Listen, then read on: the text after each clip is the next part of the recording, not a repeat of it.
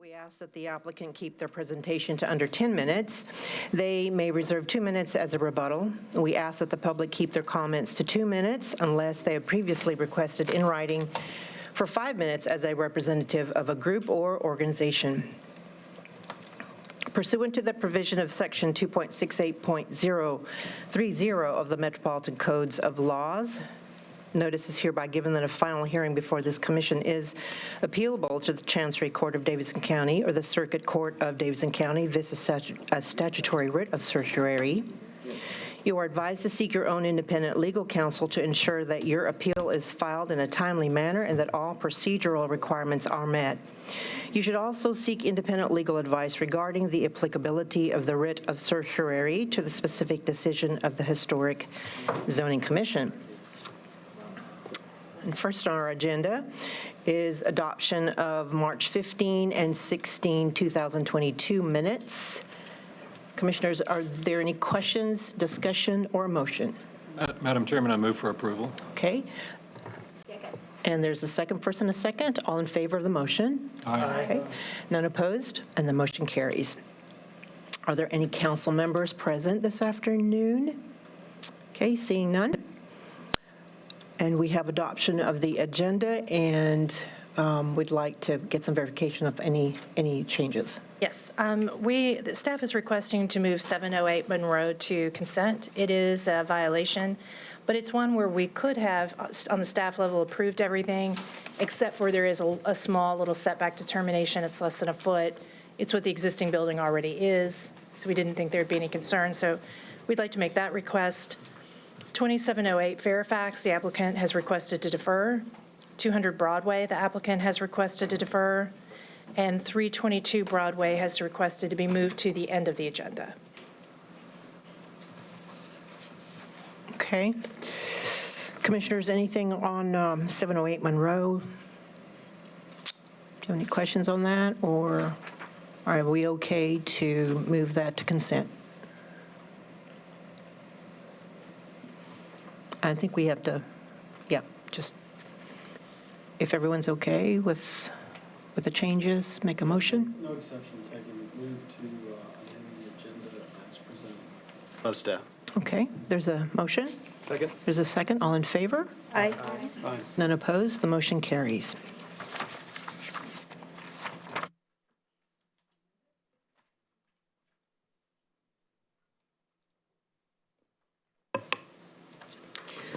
All right, we will start the agenda with the consent agenda.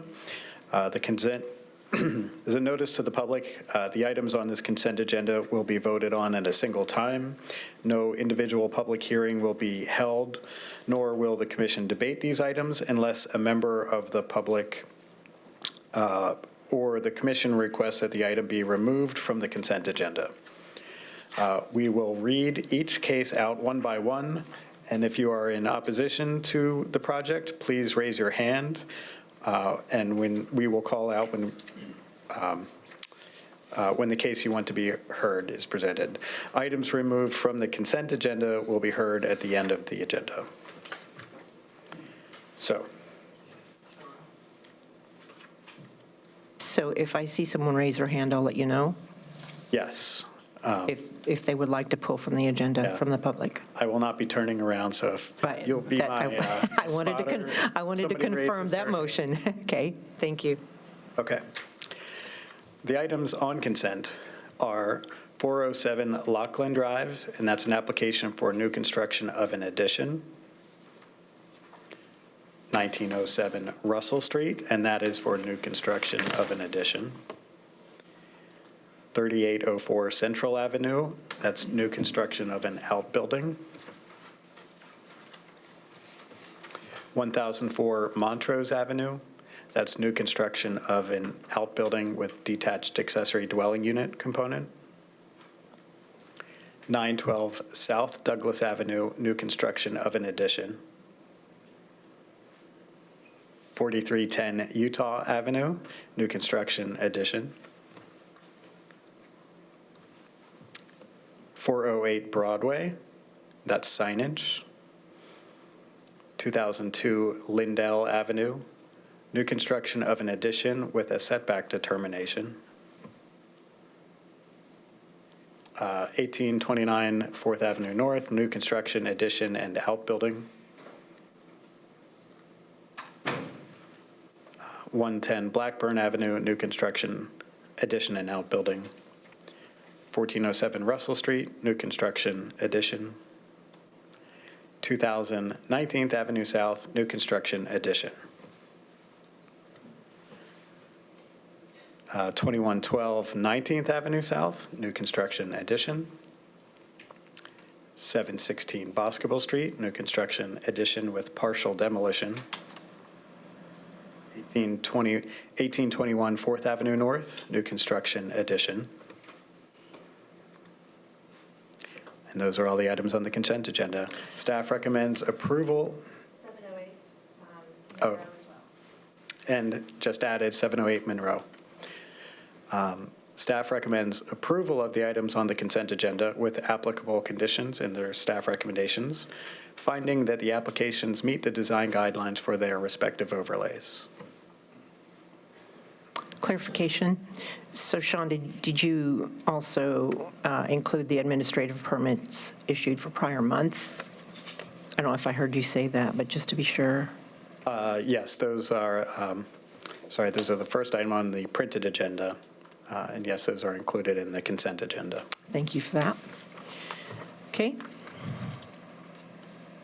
So do we, I know we started to do that, we don't need to close public hearing when, There is no public hearing for consent unless someone pulls it Somebody off pulled it consent, out. and then we'll hear it at the end. okay. Yeah, good clarification. All right, commissioners, any questions? Chairman, I move for approval of the consent agenda. There's a motion? Second. There's a second. All in favor? Okay. None opposed. I see the motion passes. Thank you.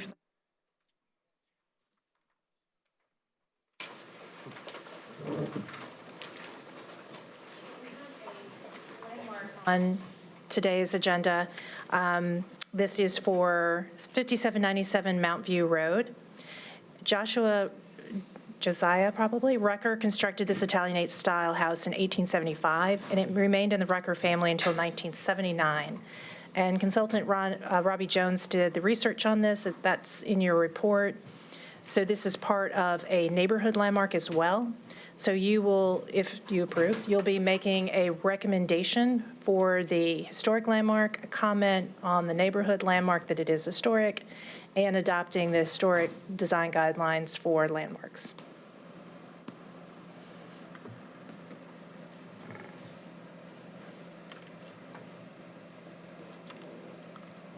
We'll take a moment. Do you have any questions to staff? It is a very notable historic site.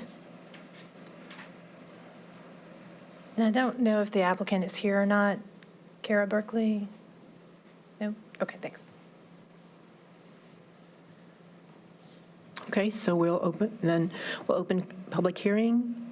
If none, we'll close public hearing and have discussion.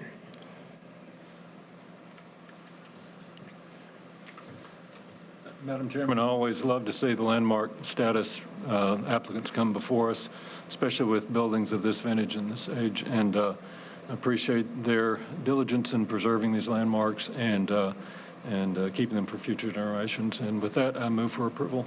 Okay. There's a motion? Second. There is a second. All in favor? Aye. Okay, thank you. And that motion passes. So thank you to the applicant as well. Hopefully, she will be able to hear that.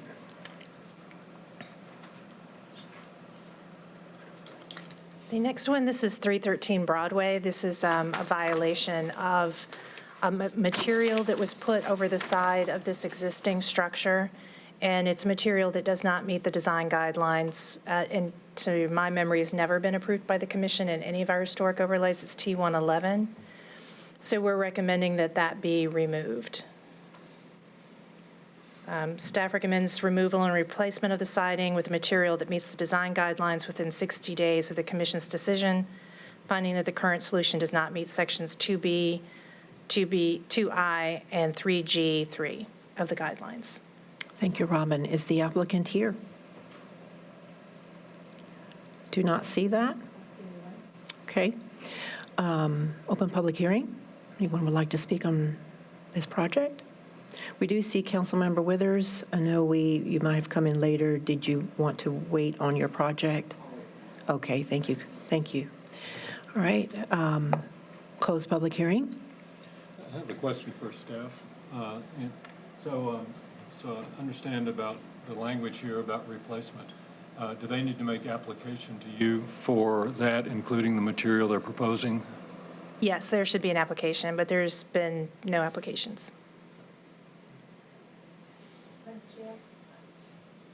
Just additional question. So violation is, the way I read, is siding. So this concrete block structure with roof, the height and everything is meet guideline as long as they change the siding? It's an existing structure that was there prior to the overlay, so we're not trying to review that at all. But there was, you can see there used to be a door on that side, and so they have the option of putting a door back in, or they could enclose it with cinder blocks since the structure itself is cinder block. So there's other options, but the T111 to sort of put there on the side like that does not meet the guidelines. Thank you. Any other comments or observations? Okay. Interesting that it was a while back with that construction, or we would not approve that today.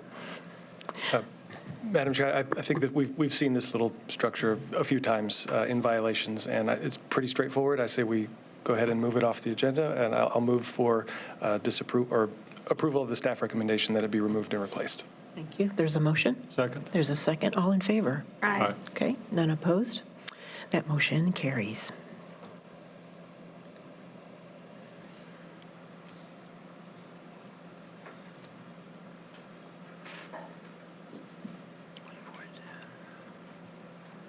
Next up is...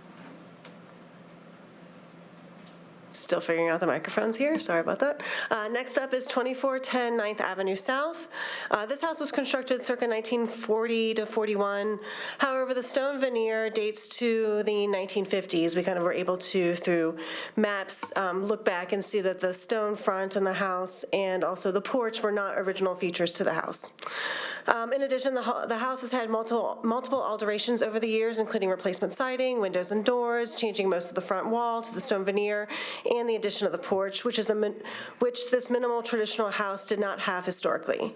Replacement of historic materials is common for older buildings, but the alteration of the front wall to stone and the addition of a porch are uncommon alterations that change most of the character-defining features of this house. So in 2022, Mhcc approved additions and detached accessory dwelling units.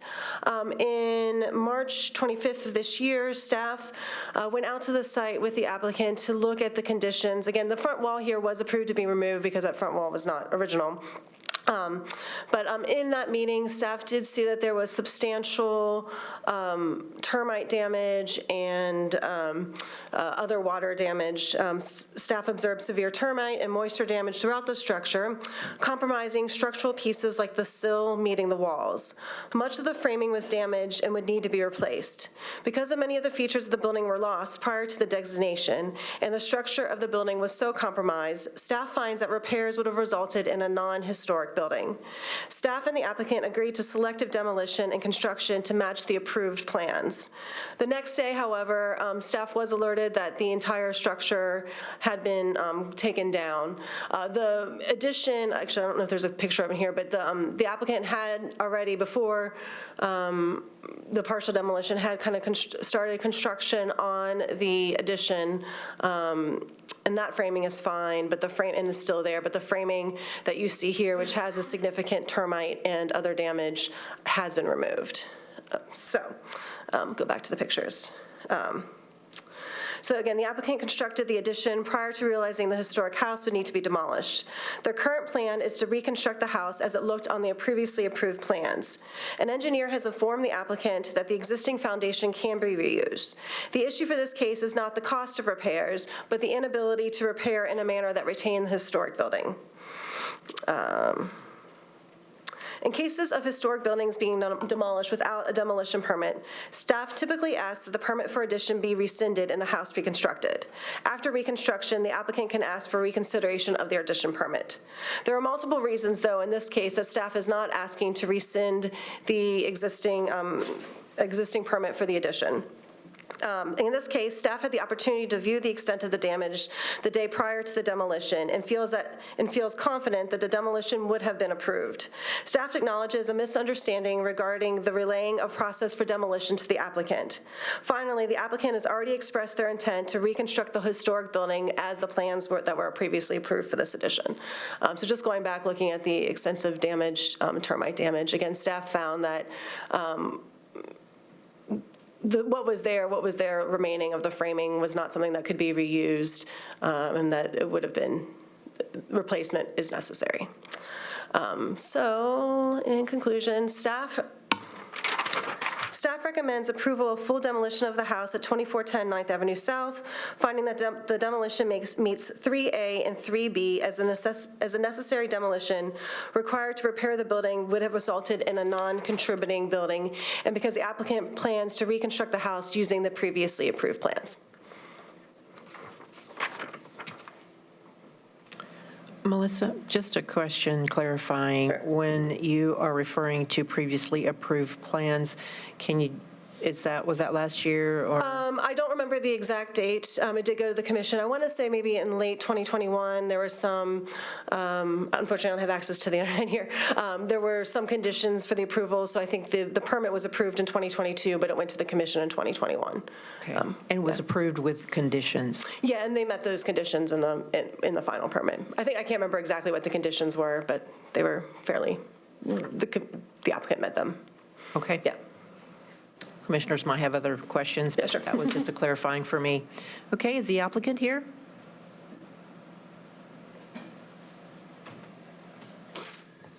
Hi, my name is John Rankin. I live at 1709 Woodland Street here in Nashville.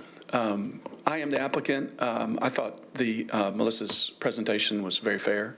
I think I misunderstood at the time that we walked through the house what the process was to go forward.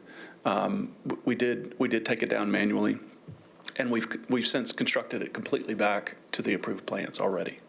I did bring a piece of the wood from the front. We have left the wood in the front yard just until this meeting, and I didn't have to go select it. It's really all like this.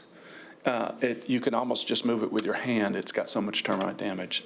Yeah, I think you should. I mean, we would not have done this in any event if we could actually frame into it. And so I messed up the process. I've done historic remodels and additions before, 310 South 11th, at my own house at 1709 Woodland. We've always saved everything we possibly could and never had this happen. I just didn't realize at the time when Robin informed me that I needed to go to a different process before I did what I did. And I'll take any questions you have. Right. Is there a way that we could do that in a better way so that that doesn't pass again in the future? I mean, we're always looking for making sure that our procedures are right and tight. Right. So from an applicant's viewpoint? From my viewpoint, if I had known the process, and I don't know if it's in the guidelines or wherever, and I should just be more educated about it, if I'd known the process to do a demolition of any of the four walls, I think that's the words I heard, requires going to the commission and asking that permission, I would have done it. I think any of these evidence and what they had done is put that stone on the front. Thank you. They put the stone on the front and made it all rotted out behind it. They didn't put anything behind it. Then they covered the rest of the structure with vinyl siding. This would have been 30 years ago. And then it all just rotted out because they didn't put any vapor barrier or any covering. And we didn't know that till we started to take it apart and see what we had. In retrospect, I certainly now know that if you're going to do anything with the four walls, we have to come to this commission. Sure. That's all I know now. Right. I think it's, it's, anyway, from what I've seen, is unusual where that's happened, and you're still, you've been in discussion with staff, which is always important when you have a question. And I guess because this is public hearing, this is why I'm going through this process. Right. So that we understand, because I think our commission is really very keen and sensitive to demolitions. And so when it's done after the fact, and if this was, all in good faith and good standing, but I think it just gives public an understanding of, as you said, when you're touching any of those walls, you really need to, confer with staff and make sure. But again, that seems to be a really good, what has happened in this case is that you did talk to staff and staff did that, but then staff is coming after the fact and presenting the Right. conditions to us. And I guess the point is that I now know, the process to do this. And it was made very clear to me that even though this was a recommendation and this was this situation, that can never be assumed in any other case. Yes, very good. Thank you for saying that as well. Any other questions you have, I'll answer. We have constructed it to the approved plans. It's already built. Okay. All right. I guess I've got a question about that. So I know the staff, and you've referenced that it's going to be rebuilt to the previously approved plans, but previously it was an existing house with an addition, right? So I don't understand what's happening with the existing house then. Does that make sense? The existing house will be reconstructed as it was shown on those plans where the addition was approved, Okay. or has been constructed. We didn't put a stop work order on this because of the issues with communication and the fact that we were really pretty certain you would approve the demo, and once it's gone, and so we didn't hold them up. But the house is being reconstructed okay. As approved by this commission. And did you say it's already been It's already constructed? been constructed, yes. That was fast. Well, framers take about a week, yeah. Right. Yep. Good for you. I guess it's worth noting for other potential applicants and people who might be watching that when buildings in the past have been inadvertently demolished, we do require people to rebuild as it was before the demolition. And that's obviously what the applicant has done here, and staff has worked it out. Just want to note that has been typical for what we require. And since this happened, I've read a lot too, and I understand this all now. Yeah, okay, thank you. Thank you. Anyone else? Okay. Open public hearing. Okay, close public hearing. Further discussion, commissioners?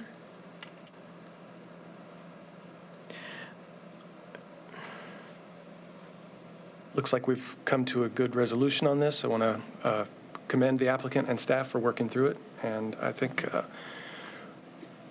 what you anticipated about how we would have thought through this one was accurate. So I move for approval. Second. Okay. There's a motion. There's a second. All in favor? Aye. Aye. Any opposed? Seeing none, this motion passes. Okay. Thank you very much.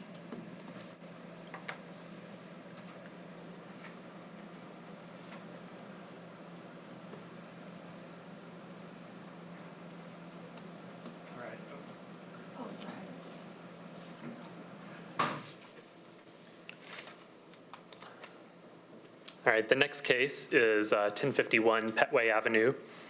1051 Petway is a circa 1925 folk Victorian house located in the Greenwood neighborhood conservation zoning overlay.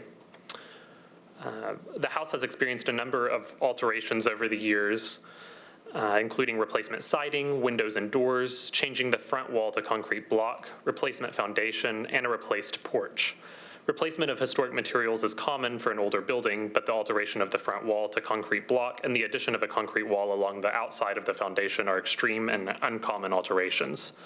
It is the goal of the overlay to place more of an emphasis on preservation of the front half of a building over the rear half, as the front half is the part of the building that visually contributes to the character of the district the most. In the case of the building, not only are the front windows and doors replaced, but also the front porch and front wall. The current owners received a preservation permit for an addition to this house in March of 2021 and began partial demolition and lifting of the home in order to accomplish the planned rehabilitation. Through this process, the applicant has discovered that issues with the home, such as compromised floor joist, insufficient foundation support, and compromised roof structure, are more severe than originally anticipated. The applicant has also provided an engineering report that addresses some of these issues. Staff recently visited the home as well and observed the issues discussed. Because the features of the building were lost prior to designation and the structure of the building is so compromised, staff finds that the building is no longer historic. The issue for this case isn't the cost of repairs, but the inability to repair. The application was presented as an economic hardship request based on the fact that the building is historic. However, because of neglect, inappropriate repairs, the extent of new construction needed, and the loss of historic features, the building will be fully reconstructed, resulting in a non-contributing building. Staff recommends approval of full demolition of the house at 1055 Petway Avenue, finding that demolition meets Section 3B2B, as the necessary demolition required to repair the building will result in a non-contributing building, and the project meets Section 3B2A, as repairs are not possible in a manner that retain what is left of the historic building. I believe the applicant is here as well, and I can take questions if you have any before he comes up. Thank you. Welcome. Joseph. Hello, yes, I'm Paul John Boulevard. I'm from 1222 Eastdale Avenue, Nashville, Tennessee. I'm the architect of record for both the existing renovations to the house and the proposed addition that we're looking to do. I agree with all of the staff recommendations and in support of whatever it is. Our intention is to rebuild the existing structure back as noted to all of the requirements that the staff has done. The builder is here as well, if you have any questions or concerns. So we're in full support of whatever the commission would like us to do. Thank you very much. All right. Open public hearing. Close public hearing. Discussion. Madam Chair, I think the staff's done and presented a compelling case for consideration of this demolition, not necessarily out of economic hardship, but out of compliance with or an analysis of appropriate analysis of conditions for demolition based on the guidelines. And if there's Commissioner. further comment, I'm prepared to make a motion. Okay. So with regard to 1051 Petway Avenue and the staff's analysis and recommendations presented here, I move for approval of the full demolition of the house as submitted. Commissioner, there's a motion, there's a second. All in favor? Aye. None opposed? And that passes. Okay. So now that the commission has approved the demolition, we are going to relook at their reconstruction proposal. So this is kind of a reconstruction, kind of a very, very similar design with just a few key differences, which I will go through. So here's the site plan. The footprint of the new structure is identical to what the historic structure was in the addition that the commission approved last March. So you can kind of see that there. There's the historic, what was the historic house, and then the addition. It's going to be a very similar layout. Here is the front facade. One of the main differences is that the applicant has asked to push up the foundation, so it's about 2 to 3 blocks out of the ground. I don't know if I have a photo here, but in the photos Joseph showed, currently the existing house is really right at the grade at the front, which I'm sure has not helped many of the issues the house has had. So they're asking to make the foundation 2 to 3 blocks high. Overall, though, the roof form is very similar. The design is very similar to what, or identical to what the commission previously approved. You can see here that the structure is going to be used as a duplex. And again, this is very similar to what the commission previously approved, where there's the main entrance to the front unit in the historic, the historic type form of a house. And then the secondary entrance is on the left, kind of pushed back from the front of the house. And again, it kind of reads as a secondary entrance, and that will lead to the second residential unit. Staff is recommending that the new foundation block be split face. We had previously approved a smooth face because that's what was on the existing structure. We thought that they could match, but since a whole new foundation will need to be constructed, we are asking that the new foundation be split face block.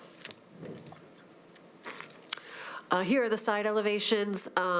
There is significant slope to the lot, which does allow for kind of I keep calling it the addition, even though everything's going to be new construction, but what, kind of reads it as an addition to the house that allows that to sit lower and kind of reduces the height and the overall impact of the addition or the structure. And it also allows for attached garages on the side facade. There is a side alley here, so those garages can be directly accessed via the side alley. The application also involves a small one-story outbuilding, which meets all the design guidelines and the setbacks. One thing I forgot to mention was that staff is also asking that the front dormer be pushed back 2 feet from the front wall. Looks like the dormer on the existing structure is set back, and that's a common requirement, so we're asking that front dormer be pushed back. So in conclusion, staff is recommending approval with the conditions that staff verify the finished floor height during construction, the foundation block be split face block, the front dormer be inset at least 2 feet from the wall below, the columns on both the front facing porches have caps and bases, a walkway be added from the sidewalk to the porch of the rear residential unit, staff approve all materials, and staff approve the location of the HVAC units and all utilities. With that, staff finds that it meets the design guidelines. Thank you, Melissa. Applicant?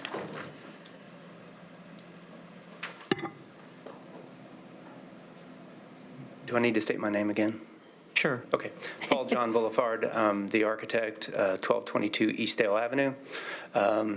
I want to thank the staff for the expeditious nature of all of what has transpired, both with the approved demolition of the structure and the ability for us to be able to present a new kind of, what I would say, slightly modified plan from our original plan that was approved by you all in March of last year.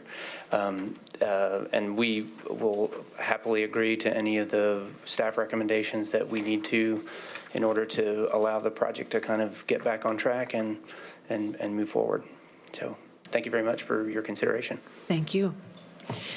Open public hearing. Close public hearing.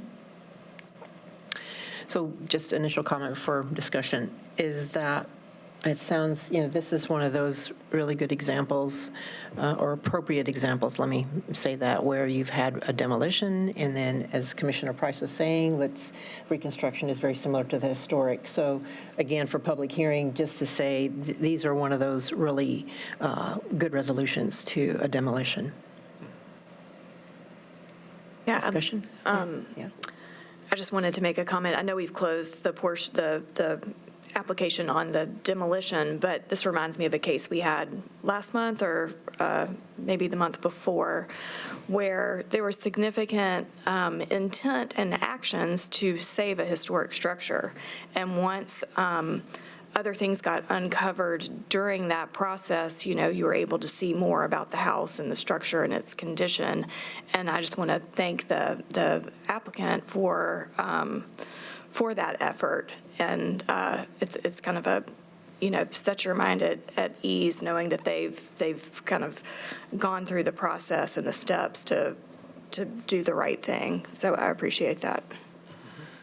Duly noted. So a couple of things. One of the things I do appreciate the owner applicant for keeping a scale that's more compatible with this street. It's already a large house on the street, and to keep it as a one-story, keep that roof line. When we went through the demolition permit, I was saying, I hate to see that roof line go, and you kept that. So that's fantastic. I appreciate that. The one question that I do have, and I don't think it's a requirement, but to me, as an architect, the front porch coming back in looks great, but I don't see any access for that front porch, any steps or way to get to it. And I'm just thinking that might be something that could improve the appearance of this house, would be to have steps going, even though it doesn't function the way it did originally. I think it would improve the appearance, be something worth considering. So. Good catch. How do you get there? Yeah, how do you get to the front porch? From the garage is the only, no? Not that we have any purview of that, but just because it is facade. No, excellent point. I think part of the discussion that we need to solidify is what those front steps look like, and ideally we put back something that was there before. It will most likely be a concrete set of steps or whatever Melissa provides for us to do that. So it was not our intention to leave it off. So, Well, it was just previously just one step up to get to that one. Sure. Yeah. one clarification that we often see, and I think the staff would have, there's been some commentary about appropriately raising the porch so that the framing is code compliant with the front of the house. And at 2 to 3 courses a block and how you grade it out, I'm not telling you anything you don't know, but having a railing, not having a railing is oftentimes one of those things that, I'll say we've seen railings get added for code compliance sort of towards the end without a lot of, maybe what's most readily available at Home Depot, which might not be appropriate for the house. So if you run into that, I'm sure you'll have your eye on it, but if you run into that scenario, certainly have the staff looking at that before it's purchased and installed would be. Yeah, most likely there will be the front portion of the porch probably will not require railing, but on the sides where the grade drops off relatively significantly quickly, most likely there'll be a railing that will be in that location. And we will obviously get that approved and reviewed before install. Some further discussion with the staff would be great there. And I think pointing out that even with the original calling this a reconstruction, it's been described as that, I think pointing out that this foundation solution, I'm sure the staff has evaluated as not contrasting greatly with others, since it's a little gray as to new construction versus existing construction. But I did want to point that out for the record, that would be certainly appropriate in this case and for this application. Duly noted. Okay. Still discussion? Okay. Anything else? Got a motion? If there's nothing else, then I move for approval with staff conditions. There's a motion? Second? There's a second? All in favor? Aye. None opposed? And that motion passes. Thank you very much.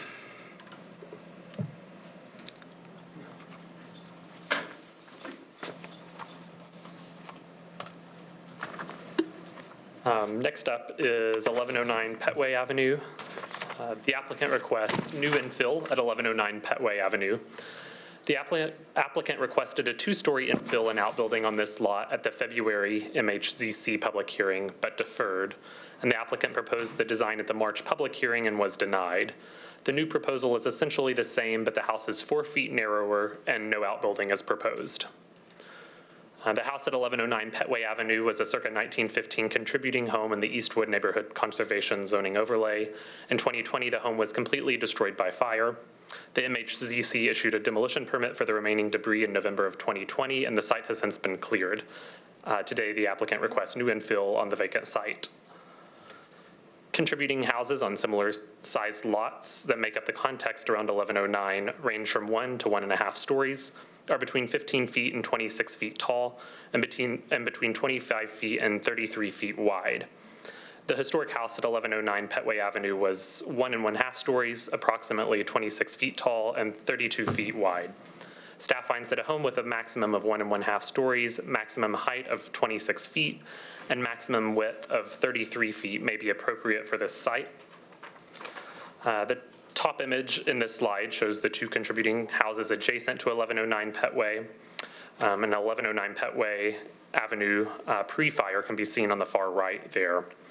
The middle image shows the historic context across the street from 1109 Petway, and the bottom image shows historic context across the street from 1109, across the side street, excuse me. The proposal for infill on the site includes a primary residence that is to be a duplex. The proposal meets all base zoning setbacks. The proposed infill is 2 stories with a ridge height of 28 feet 7 inches and eave height of 20 feet, significantly exceeding the height of the contributing surrounding context, and 40 feet wide at the street, significantly exceeding the width of the contributing surrounding context on similarly sized lots. Staff finds that the width and heights of the proposed infill do not meet Section 5A1 of the design guidelines. And staff recommends disapproval of the proposed duplex infill, finding that the project does not meet section 5A1 for form nor 5C4B for rhythm along the street of Part 1 and the Eastwood chapter of Part 2 of the design guidelines for turn of the 20th century districts. I know the applicant is here as well, and I think he would like to speak, but I can take any questions if you have them before he comes up. Thank you, Joseph. Welcome. Applicant?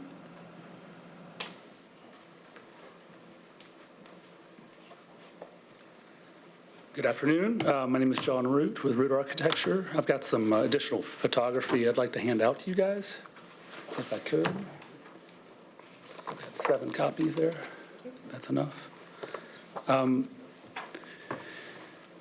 So yes, we've been here for 3 months now trying to find a solution for this property. I would like to kind of touch on a couple areas here. The pictures that I'm putting in front of you are going to show not just historic context, but it's going to show all the context around the property. I think it's important to understand what's all around us here, because this is a little bit of a unique location. It's on the edge of a boundary of a district.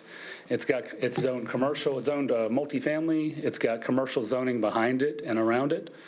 150 feet away from this property, this board approved a 40-foot, 2-story house. So what we have before you is what we think is an equitable proposition for a 40-foot, 2-story house that does not significantly exceed the height.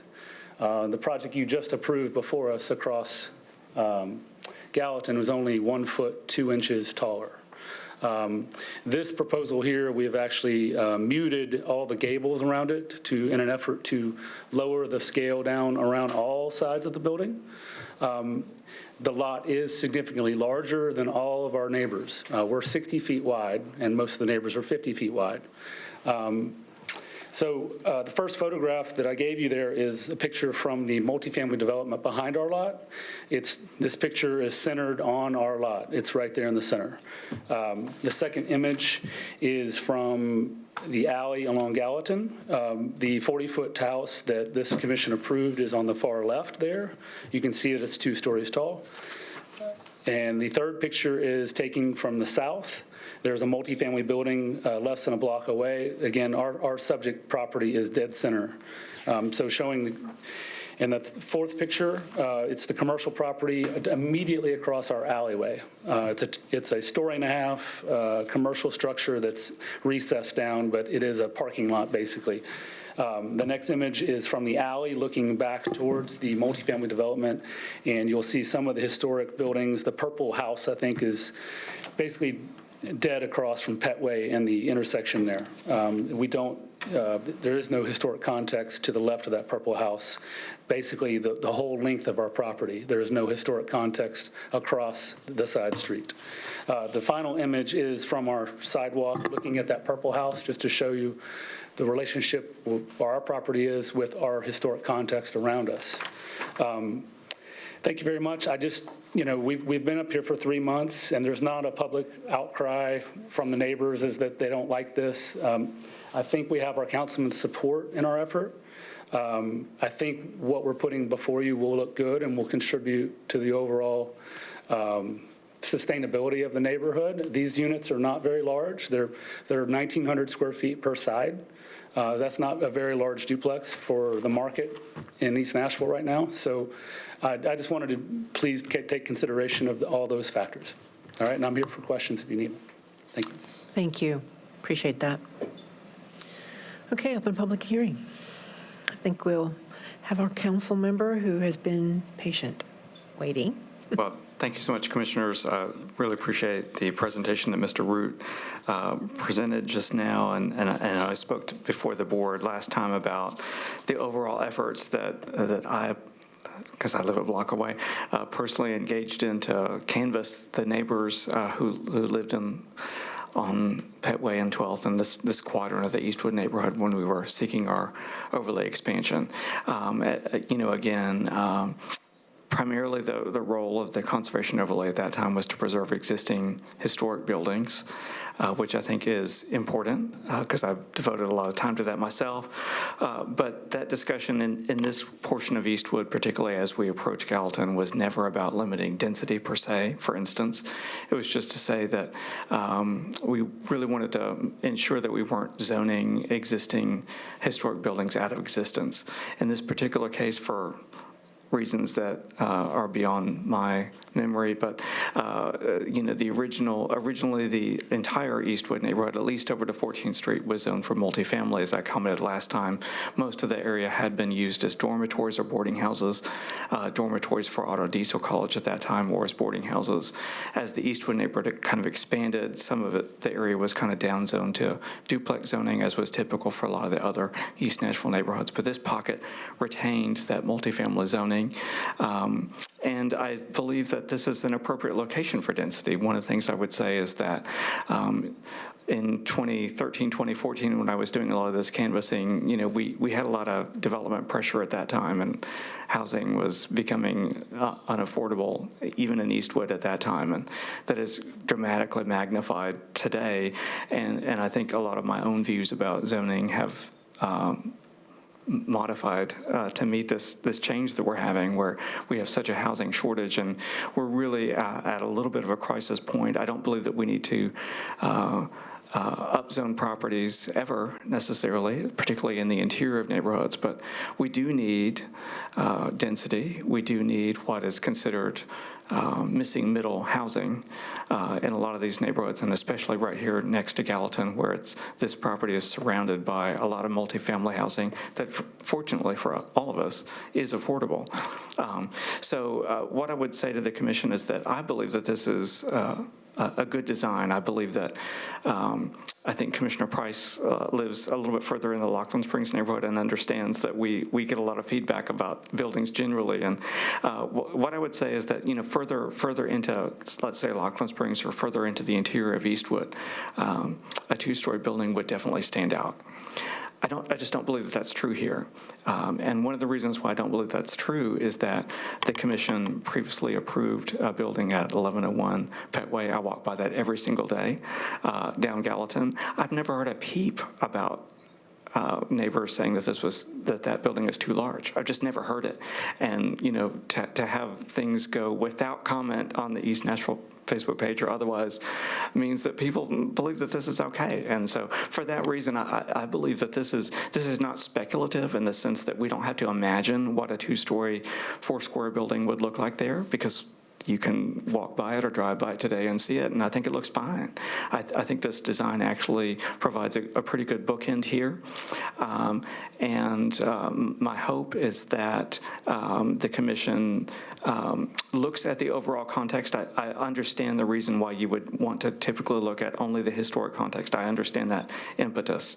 But the commission is empowered to look at the overall context, and this is one of those rare cases where I think that a full two-story building makes a lot of sense given what surrounds it.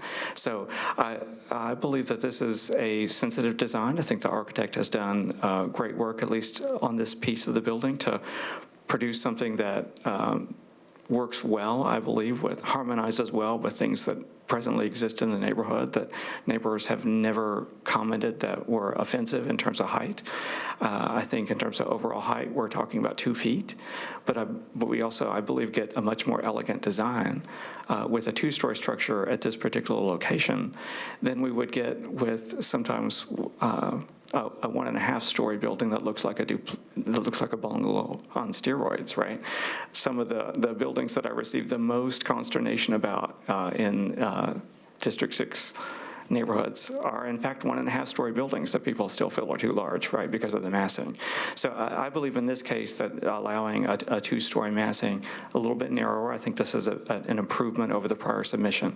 But I think this is a good solution, at least for this portion of the property for right now. Hopefully we can also continue to have a discussion later about an outbuilding. The base zoning allows about 6 units right? And so this is already a little bit of a compromise, or quite a bit of a compromise in terms of what could come before this body if someone were to seek to utilize their zoning entitlements for 6 units, which frankly we desperately need.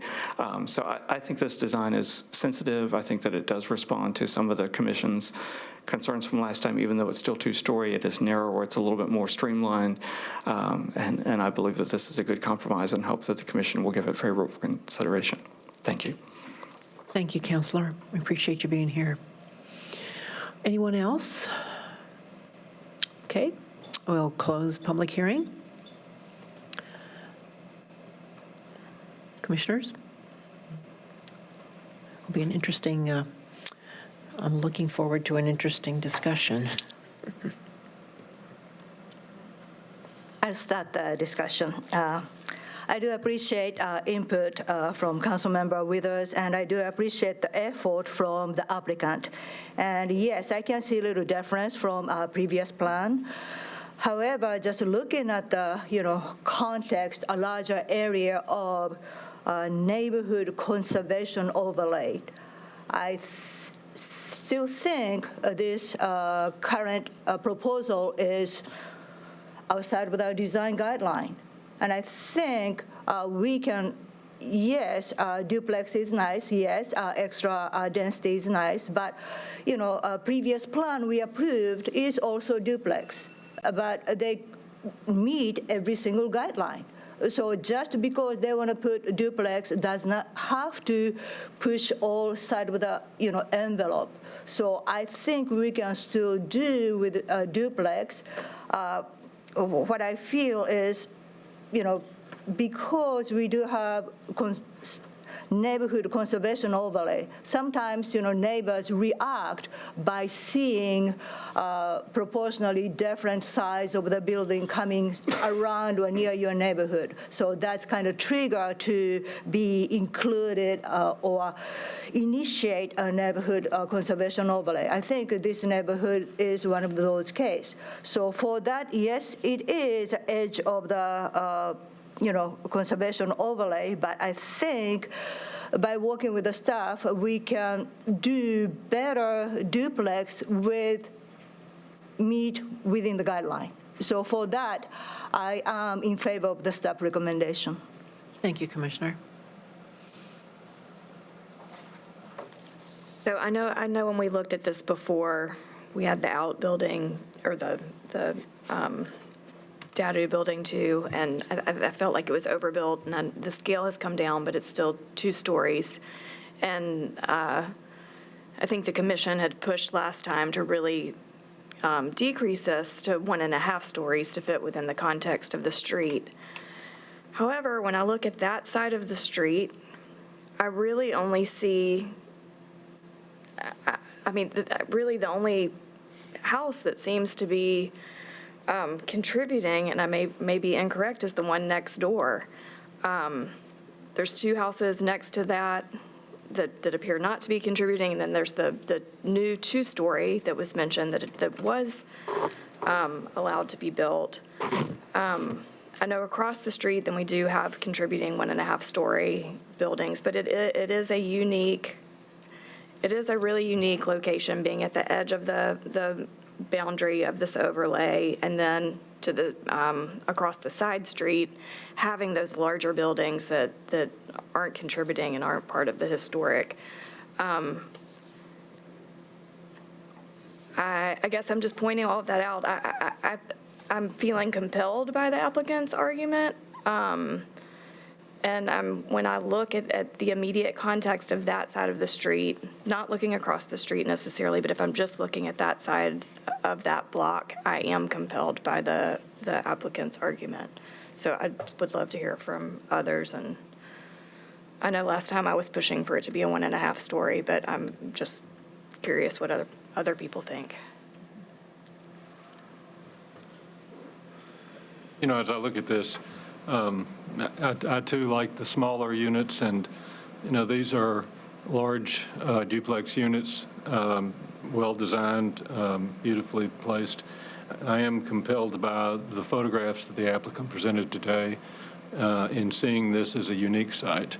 And the staff has done a good job at bringing forth what the guidelines strictly require for this site, and we recognize that. But I think that looking at these adjacent photographs, the context of the neighborhood, being on the edge of it, and then looking at the structure itself, it's been designed so that it really is friendly and open. It activates the streetscape, has a lot of connectivity to the street. I think it would be an addition. So I tend to agree with Commissioner Fitz in that I see that there is, in my mind, a little more leeway for this site than for many others. Thank you, Vice Chair. Yeah, this is a difficult one. I think Commissioner Fitz and Stewart have brought up valid points, and the applicant and council members' arguments are also compelling to me, given the location of it on the edge of the district. I will say, at the end of Holly Street that had so much destruction in the tornado, there are several successful, at least two I can think of that I walk by regularly, story-and-a-half duplexes that work. So it's not that a story-and-a-half duplex can't work in our historic, in the conservation overlay. So I do appreciate the applicant's willingness to go back and reduce the overall scale of this. But I think considering where it's located and the fact that the units are only 1,900 square feet, I can see the applicant's argument.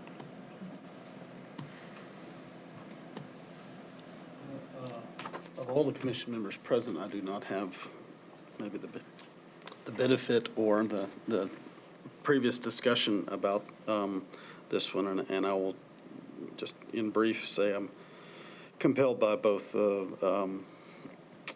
the applicant's presentation of additional information and contextual information, we'll just say that, and additionally the Councilmember Withers' comments on this project as well. So I don't have anything that's in stark contrast to the comments that have been made here. I do have to say that Councilman Withers is highly respected among this group and is very serious in his deliberation and his research and homework, and the lack of any objection from the neighborhood is helpful as well, because we do take those into consideration. But hearing unless there's other discussion, I'll go ahead and move for approval of this project as presented by the applicant. Okay, the Vice Chair has made a motion. Is there a second? Second. There's a second. I think we'll just be sure because we've had some really good conversation here. So there's a motion and a second. All in favor? You'd be interested in adding some of your typical motions about the foundation height, materials. Are there others that you would? Foundation height, materials. Windows. Lap siding, Back on the bottom. for this overlay. HVAC, location of utility. Windows and doors. Windows and doors, yeah, materials, windows and doors, HVAC, the reveal of the lap siding not exceed 7 inches would be the reveal for this overlay. And then the finished floor height be consistent with the finished floor heights for adjacent historic houses, and that would be verified by Mhcc in the field. Yeah, I think those are most of the common conditions we would add for this. Robin, is that good? Robin, is that good? Do we need to add anything else? Okay, thank you, I Joseph. think probably the motion should also probably include that we see this as a unique site. That's not a typical site that would be found within a neighborhood, and that we don't see this as something that we'd like to do going forward, that there are 1.5-story duplexes that work fine. One more comment before we call the question. I know we will likely see the DADU for this later. It's been separated from this application, but just so the applicant knows, we'll be taking a pretty close look at that too, in terms of scale, all the issues that we talk about today. So. Very good. Okay, So there's an amended motion on the floor. Second the amended motion. Okay, thank you. All in favor of the motion? Aye. Any opposed? Okay, we have one opposition. That's duly noted. Yes, a good discussion. It is a bit of, our purview is always taken seriously. Counselor, thank you for giving those thoughts, but difficult conversations and how we get to there. Okay, thank you very much.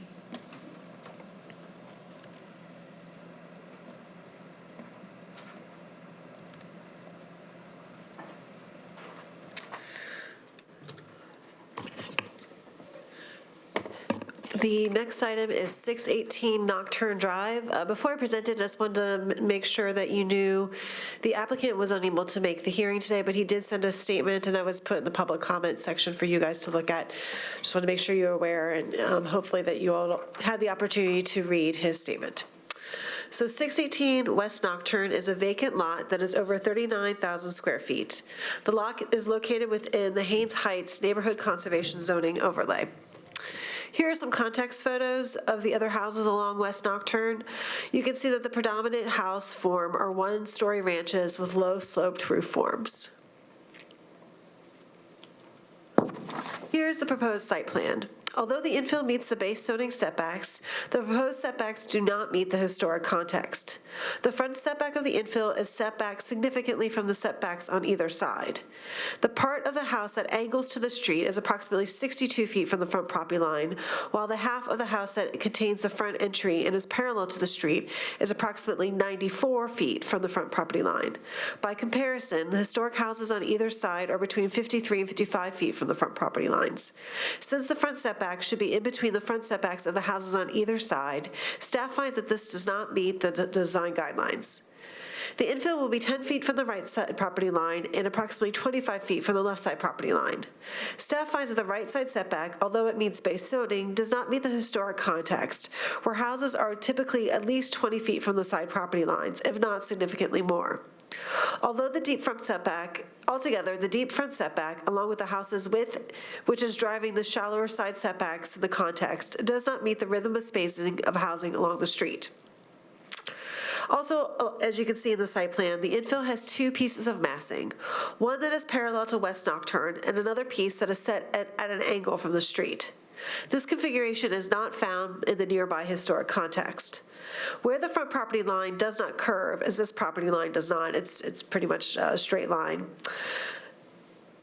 The historic houses are generally parallel to the street. Staff finds the form where half the historic house is at an angle, or half of the infill is at an angle, and the other half is parallel to the street, is not found in the conservation overlay and does not meet the design guidelines. Lastly, the applicant proposes an attached garage with garage doors facing the rear, which does meet the design guidelines. The site plan, however, includes a new curb cut and driveway that is between 14 and 16 feet wide. The drive becomes a circular drive in front of the house. The driveway also extends through an opening at the angled part of the house to access the garage from the rear. Staff finds that the proposed driveway is wider than the 12 feet allowed under the design guidelines, and additionally, staff finds that the circular drive is not a typical feature in the neighborhood and does not meet the historic context. Staff therefore finds that the driveway does not meet the design guidelines. Here's just a first floor plan, which better shows kind of the angling where part of the house is parallel to the street, the kind of main form of the house, whereas the garage form is angled to the street. Here is the front facade. Again, it's kind of hard to tell in a flat elevation, but the portion to the left is angling to the street, whereas the portion on the right is parallel to the street. The house is one story.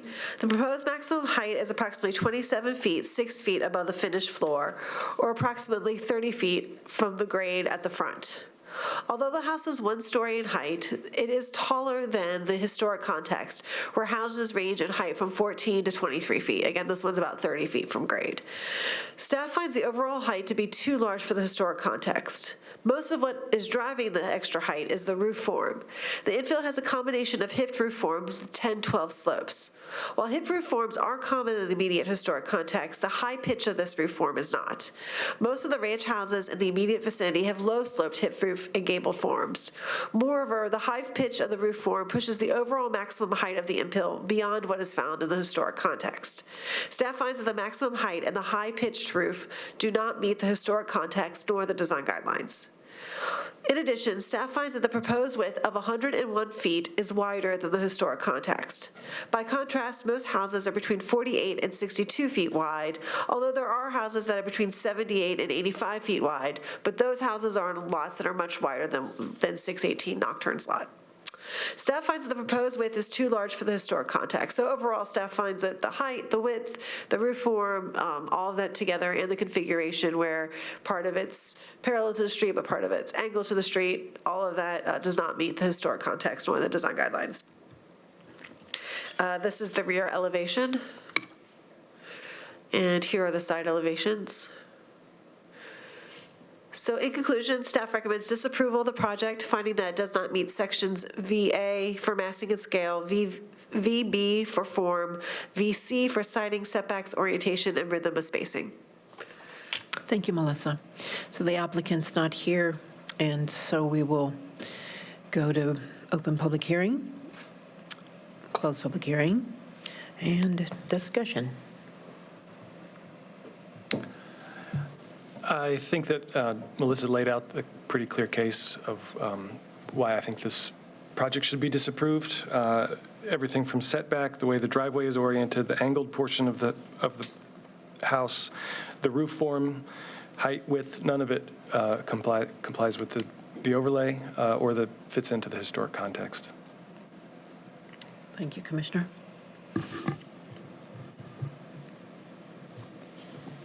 I'm in agreement with Commissioner Price.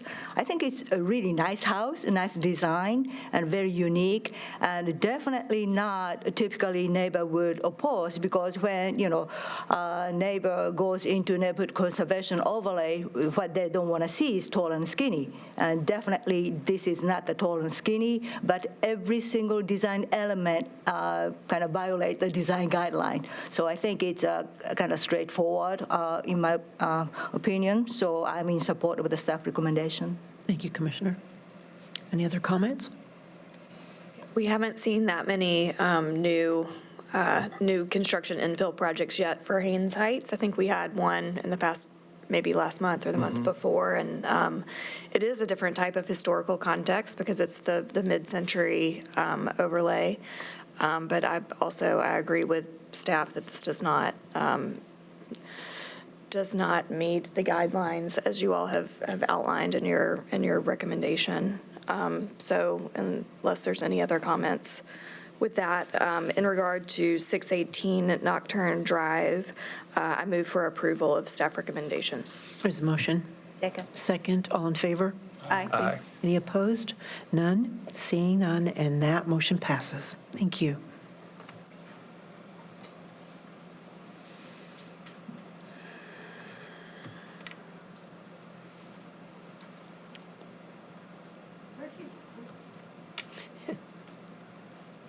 (1312) Calvin Avenue is a pre-1908 folk Victorian house that contributes to the historic character of the Lockland Springs Conservation Zoning Overlay.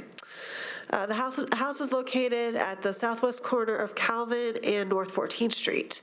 You may remember this one because last month it was on the agenda for dormers, and the commission disapproved that design. The applicant is here with a new design, and staff is finding that the new design of the dormers do meet the design guidelines. So here are the side elevations. The top one faces North 14th Street. The bottom one is the interior lot size. You can see they're adding 2 small dormers to the historic roof form, which meet all the design guidelines. They're offset 2 feet from all the places where it needs to be offset 2 feet. It's primary glazing. It has a hip roof form. So staff thanks the applicant for making that work out. Then they are adding on to both an existing addition and adding kind of a new form with dormers, and again, staff finds that the dormers the shed roof dormers on the addition meet the design guidelines because they are on a new construction and they're in line with other dormers and other additions that we have approved in the past. So altogether, staff is recommending approval of the new construction and the dormers. However, just before I move on, so here's the roof plan where you can see that a little bit better. So the staff is, though, recommending disapproval of the proposed alteration to the windows on the North 14th Street side facade. This is a highly visible facade, and you can see in the bottom that they're proposing to change the one vertical window opening that matches all the sizes of the window openings on the rest of the house, which to change that to a triple window opening. Staff does not find this alteration to be appropriate because it's highly visible for North 14th Street. Moreover, the historic windows are largely single, tall, double-hung windows, and this triple set of windows does not match the pattern and proportion of windows on the rest of the house. So in conclusion, staff is recommending approval of the dormers, but is asking that the windows on the right facade of the historic house remain unaltered. And per usual, we'll want to review all the materials and the location of the HVAC if it's relocated. Thank you, Melissa. And the applicant is here. Thank you. Applicant?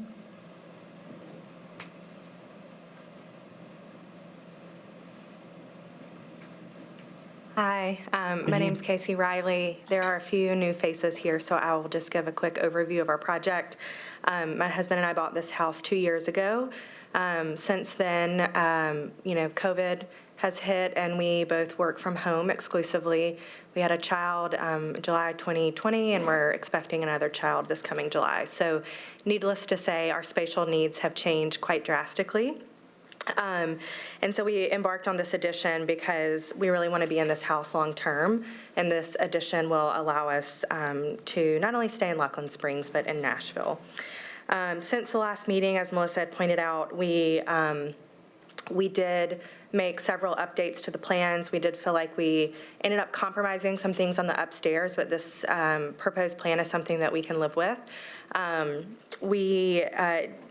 Due to the staircase location, which I mentioned at the last meeting, is why we are proposing the window changes. We did work with our architect to find 2 alternative locations for the staircase. One of those locations severely disrupted the overall first floor plan. And then the second compromised a bedroom downstairs, which our ultimate goal with this addition is to add bedrooms for our growing family as well as livable space. So we've continued to land on the existing stairwell location, which requires us to reconfigure the kitchen layout to accommodate that. So we needed to run countertops across that wall where the window is, hence why we are proposing to replace that window. We've also proposed a triple window or a triple set of windows for natural light. We don't get much natural light on the right side of our home, so that's one way to bring in additional natural light. And it'll also be consistent with the dormers that we are adding as well. Section 3B1D does state that changes to window openings may be appropriate on the rear or side facades beyond the midpoint of the home. So as long as the new window and door pattern meets the design guidelines for proportion and rhythm of openings. So as you can see from the renderings here, the proposed changes to the window opening is on the side facade, and it is past the midpoint of the house. Also, the design guidelines define proportion and rhythm of openings in section 62, as window openings should be representative of the window patterns of the historic building, including transoms and door windows. Our home actually has 9 different window styles and sizes. So we really feel that this window change will not disrupt the pattern and proportion of windows for the rest of the house, as there really isn't a consistent pattern. Also, continuing to look at section 62, the guidelines define proportion and rhythm of openings, not only as window openings should be representative of the window patterns of the historic building, but also or with historic buildings in the vicinity. So taking a look at buildings in the vicinity, and I did mention this last month, our neighbors at 1400 Forest Avenue have a similar window opening and configuration. And although the design guidelines do not explicitly mention visibility, this home is just as visible as ours on the corner of 14th Street and Forest. So I've got photos of this property. They've just wrapped up construction, I believe, so this was a recent permit that got approved. And then I've shown you their proximity to our home, as well as their proximity to the highly walkable area of Woodland. In 14th, there's a lot of commercial buildings right there, so that's a high foot traffic area. And then also arguably the proposed window plan for 1312 Calvin is more historically appropriate, as it does include double hung windows with 4-inch trim separating each window. And then separately, many of the historic homes in our neighborhood that do have sets of windows do not have multiple sets, just one. So the patterning is inconsistent across a lot of the historic homes in Laughlin Springs. I've just shown a couple examples. 1501 Woodland has varying window sizes on the original portion of the home. It also has one set of single double hung windows on the original, and it has a pair of windows on the side that seem to be altered at some point. Also at 1304 Woodland, you can see on the side there's a set of windows, and again, just inconsistent patterning across the house. Just a few more examples. 403 North 15th Street also has varying window sizes. You can see a triple set, a double set, and single sets of windows, as well as at 1213 Woodland as well. And lastly, Section 63 states that double hung windows should exhibit a height to width ratio of at least 2 to 1, where double hung windows are a typical feature of the neighborhood. Our selected windows do fit this guideline, as they're 4 feet, 4 inches tall by 2 feet wide.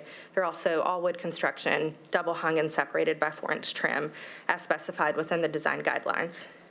Oh, did I? I went somewhere else. Yeah, I think you just moved. Yeah, I think you went on to the next one. Okay. Well, okay. Nonetheless, due to the nuances set forth in Section 60, we kindly ask that you reconsider the staff's recommendation, as we find our proposed window opening fits within the design guidelines. Thank you. Thank you. Appreciate your time. Okay, open public hearing. Or unless we have, let me backtrack. Do you have questions to the applicant? Not right now, okay. Open public hearing. Close public hearing.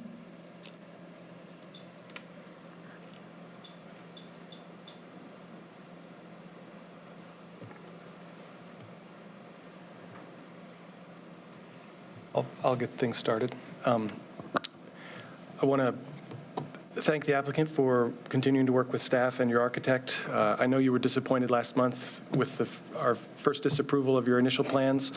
I wanted to say after the meeting that while that one we disapproved, that your house is a challenge, but there is a way to do it, and I think you've done it this time overall. So thank you for continuing to work and bearing with us as we try to carry out our mission as the Historic Zoning Commission.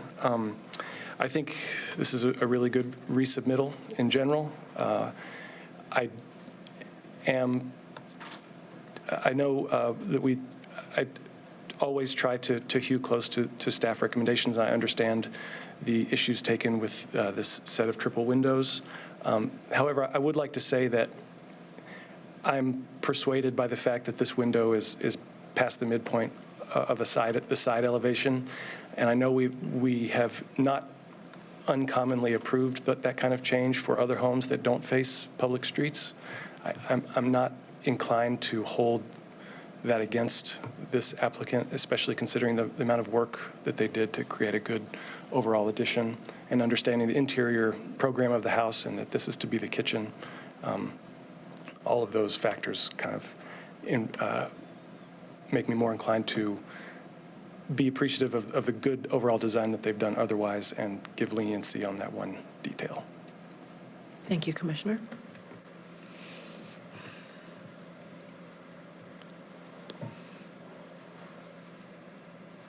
I'm in agreement with Commissioner Price, and thank for the applicant for detailed homework. It really helps to bring all the data and photo and why it should be, we should go against or differ from the staff recommendation. I think the applicant did a great job to convince me for that. So I am in favor of approving everything except not ask applicant to replace the window. I think in this case, these 3 windows are fine, and I think applicant did a great job convincing me.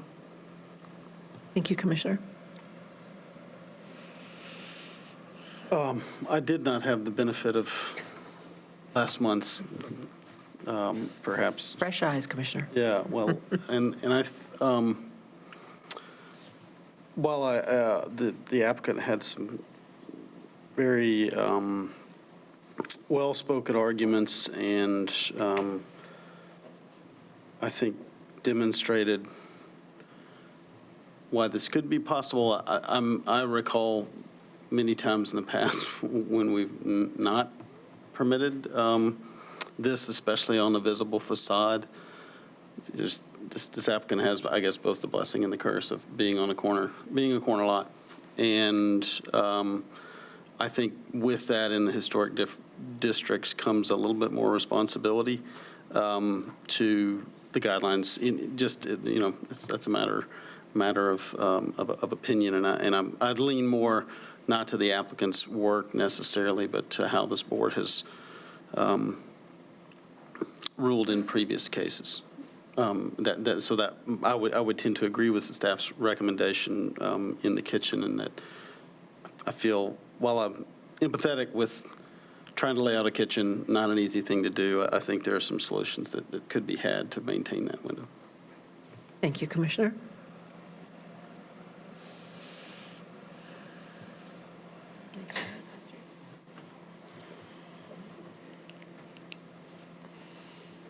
Yeah, I'm feeling a little, I guess, torn on this one. I do commend the applicant's revisions to the dormers and roof forms, and think that is all works very well now. And thank you for working with staff on that. It's hard for me not to look at the kitchen and start playing architect and trying to figure out how to reconfigure to make it work while keeping that window. And I feel like I can see potential solutions. They may not make the ideal kitchen, but being a visible, this, like Commissioner Mosley said, with this being a corner lot and with this being visible from the side street, it has been, I think, rare occasions where we've permitted changes to the window or changes to that elevation. Commissioner, thank you.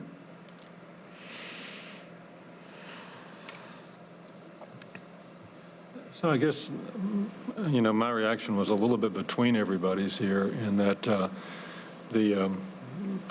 like you, I don't like to change these windows, but by the same token, there was something about that grouping of 3 windows underneath the dormer above with 2 windows, and those windows seem to be sort of underscaled for all that. And again, playing architect, I think probably a more appropriate, what I would have looked at would have been maybe putting 2 windows underneath those instead of the 3, a smaller window opening that I think would be less, call itself out less as a change to that facade. So that's sort of my idea for consideration. So We're back to middle. That's right. Madam Chairman. Yes, it's tough because, it is a corner lot. I think we're looking at facade and how we have assessed projects in the past, our consistency doing that. That's tough, but I think we have quorum, so I'm going to have, if you have more comments on leaning one way or the other, I'd like to hear that.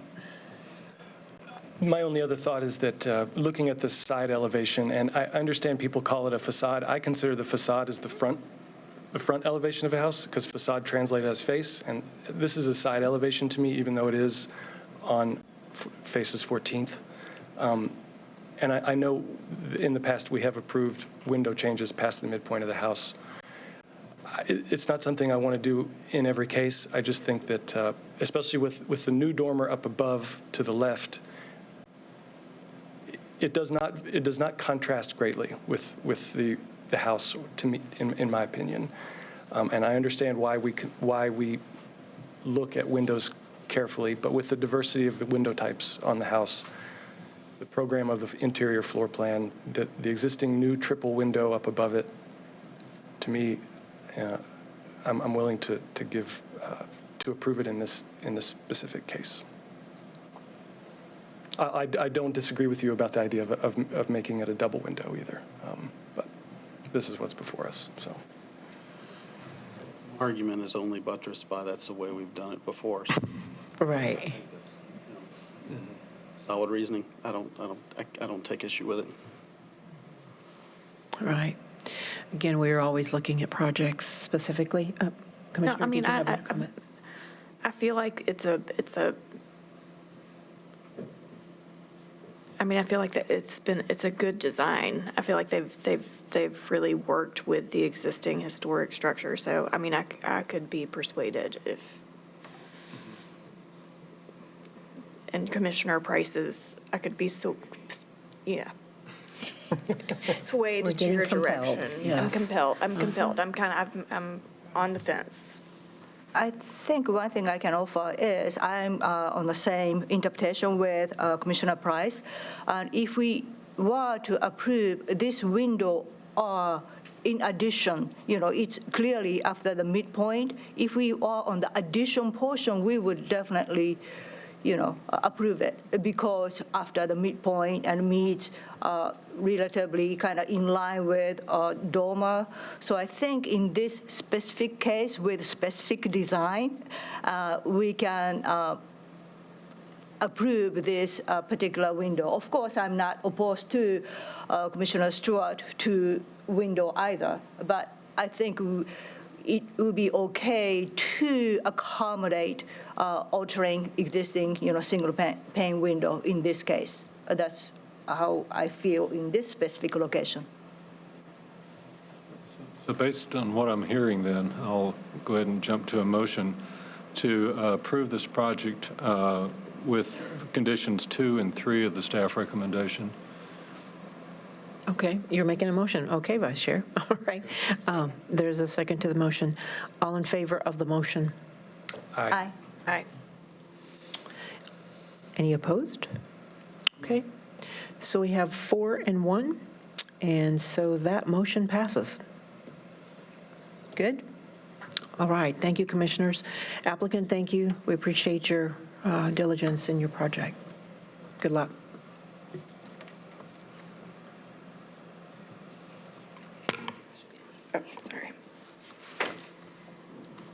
All right, this is an application to construct infill and an outbuilding on a vacant lot at 1913 Russell Street. The proposed infill is 1.5 stories with height and scale that is compatible with neighboring historic homes. The proposed infill and outbuilding meet all setbacks, and the front setback is about halfway between the two houses next door. Here we have the front and rear elevations. And here are the side elevations. All dormers are inset at least 2 feet from the wall below per the guidelines. And the proposed outbuilding meets all design guidelines as well. So in conclusion, staff recommends approval with the conditions set forth in the staff recommendation. And the applicant is in agreement with all of the conditions and is not here at this time. Thank you, Melissa. All right. With that said, open public hearing. Close public hearing. Discussion or a motion? Further discussion, I'd say. Madam Chairman, with respect to 1913 Russell Street, I move for approval with staff conditions. There's a motion? Second. Second. All in favor? Okay. None opposed, and that motion carries. Thank you.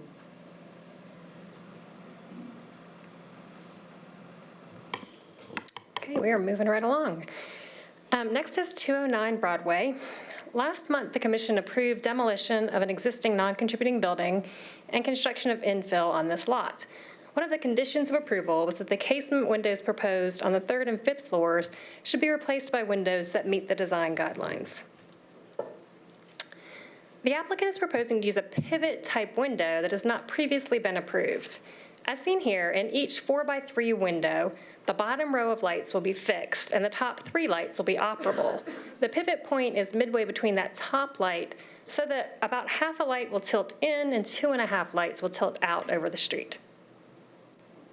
Similar pivoting windows are found historically downtown on buildings that had a warehouse form. Given this, staff proposes that this type of window could be appropriate on upper floors for infill with a warehouse form. It should be noted that the warehouse form is only appropriate south of Broadway and east of 3rd Avenue, as further outlined in the staff report. In conclusion, staff recommends approving the proposed pivoting windows for this particular warehouse form building with the condition that the final windows selected shall be approved prior to purchase and installation. With this condition, staff finds the proposed windows meet Section 3 of the Broadway Historic Preservation Zoning Overlay. Thank you, Jenny. Is the Questions applicant for me? here? Oh, sorry. Yeah, I do have a question, maybe Yes. some commentary for the record. Okay. No, we've looked at pivoting windows on historic projects before that, to my recollection, have not been approved because they're sort of taking a double hung or in some very inventive way want to create something that's more open air that really is a double hung window with, you know, all the accoutrements that come along with it. So in this recommendation, being that this is new construction, it's appropriate in this sense because of the form, style, and mainly the fact that it's new construction. Right, and we kind of went into more, I gave sort of an abridged version here, but the report goes into more detail on specific sites where a warehouse, where there's currently non-contributing structure or where there's an available lot where infill could be appropriate with this warehouse form. This type of pivoting window we don't think would be appropriate on a commercial style building, but specifically on those warehouse forms as outlined in the report. Just a comment. I wish you hadn't cropped the circus animal picture. Like the circus animals. Oh, well. Yes, Robin found some great photos. Any more questions for me? No, thank you, Jenny. I think the applicant is here and wants to speak. Hey, Jenny, just one more thing. Sorry, just come on forward. They're available for questions. Yeah. I mean, clarification is that this is a specific overlay, and tell us where that is again. Just repeat that. This is Broadway. Yeah, I mean, there's, like you said, 2nd and 3rd or whatever. Oh, yes, it's spelled out specifically. I don't think I have it in front of me. The warehouse form we said is only appropriate south of Broadway and east of 3rd Avenue North. Right. So I guess where my point is that because we've not previously approved this, is that it's specific. So setting precedents or anything like that, which we're always sensitive to, is we just consider that we do have a limitation of where it is. Correct, and that's why we wanted to bring it to you. We felt like it might be appropriate in this specific instance, but we weren't comfortable approving it without taking it to you. Thank you. Okay, any other questions, Jenny? All right, Mr. Applicant? He said he's available for questions, but okay. they're good with the All recommendation. right, you're okay with everything. All right, we'll just go with that. Open public hearing, and we close public hearing. All right. Further comment, you know, hopper-style window, which goes in the other direction, but is not uncommon to building of this design, or just steel windows are pretty common in that regard, so I don't think this is a leap beyond that, and I would offer that as sort of a specific historic example of something like this that work. But perhaps, again, I will reiterate, would not necessarily work in most, if any, other circumstances. Duly noted, Commissioner. The applicant was before us last month with a casement window option, and I find this much more appropriate specifically because it is a warehouse-style building. So I'm in agreement with the staff's recommendation. Okay, thank you, Commissioner. Yeah, I think this is a really good solution, and I appreciate the applicant's willingness to go and find the right kind of window that meets the needs of the building and the use, but then also what it is we're trying to do here. So thank you. And I think I enjoyed Jenny's report. I think it was a good analysis, and I'm in agreement with it. Okay. Madam Chairman, with respect to 209 Broadway, I move for approval with staff conditions. Motion? Second. Second. All in favor? Aye. None opposed? And that motion carries. Thank you.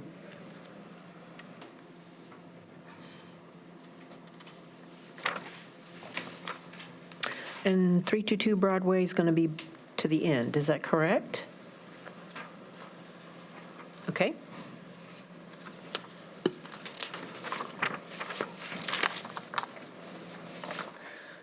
Okay, the next up is 1309 Fifth Avenue North.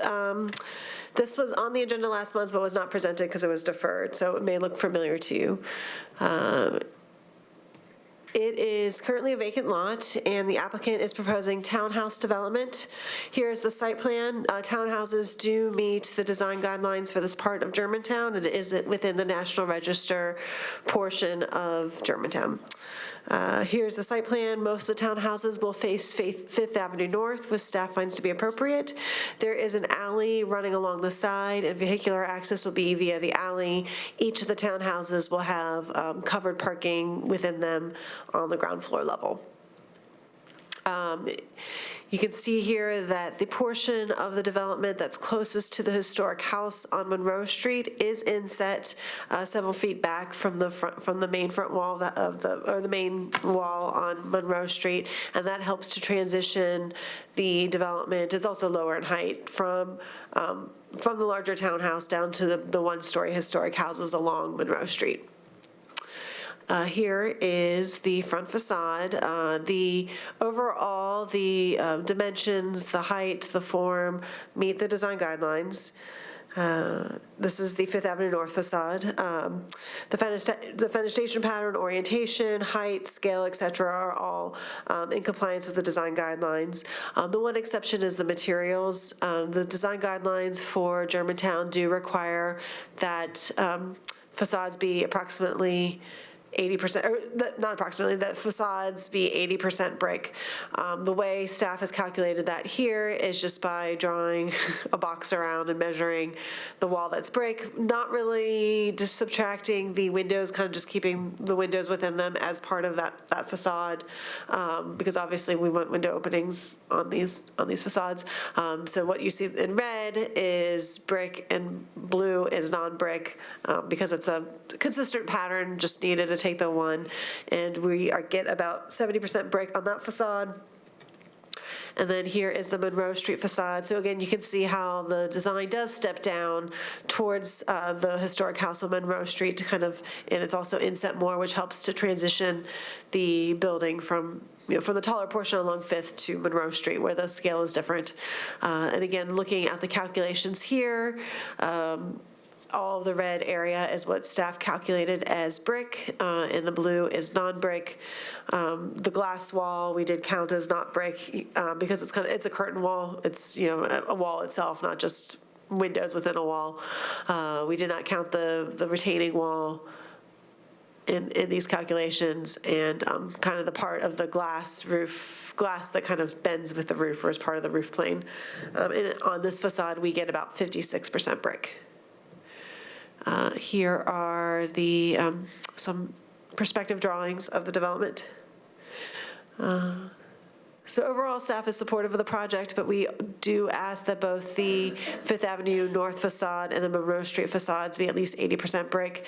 The other facades are not highly visible from the street. You can probably see them from the alley, but they're either interior or side and not publicly, not facing public streets. So staff's less concerned about the amount of brick on those, but do want the Fifth Avenue North and the Monroe Street facades to be 80% brick. And then the other conditions are typical conditions about checking the finished floor heights, the approving all masonry samples, the windows and doors, and all materials. Because this is a preservation overlay, we will need to review all appurtenances, including fencing, lighting, pavers, everything. And then we want to review the location of all utilities and HVAC units. I believe the Germantown Neighborhood Association sent in a letter of support, and that's in the public comment folder, and the applicants are here, but I'm happy to answer any questions before turning it over to them. Yes. Just a quick one in terms of how to measure. It's very important, not just for this commission and board and historic, but also in planning and in other ways. Is the staff open to other ways, I guess, to measure brick? I think the design guidelines do not provide a way to measure, so this is what we came up with, but the commission can give us direction on that. Well, I guess I'm asking the question because the forms are experienced not in flat elevation, but in 3 dimension, and some of these brick forms turn the corner. There's a pretty good little bit of brick there that I think is not counted here, and I think the application of this guideline, I would hate to see it yield something that was less powerful as an architectural. I mean, this is a modern building fitting into a historic context, and that somehow it would be compromised by a hard interpretation of something that might yield a less desirable outcome would be my only comment there, and certainly I feel like if the neighborhood association were not in objection to that, a hard absolute 80%, I'm not as interested in that, but certainly want to hear what the applicant has to say, and you got to figure out some way to do your job. I get that, but I would offer that as some commentary. Yeah. The evaluation of something in its 3-dimensional form, or at least some leeway there. If the commissioners had a way going forward for this project and for all their projects that we could apply to, we want to be consistent. So we would want a way to measure things in a way that we can do it here and into the future. Just tell me the thinking on why not just delete the fenestration from the calculation? It seems like that would make a big difference.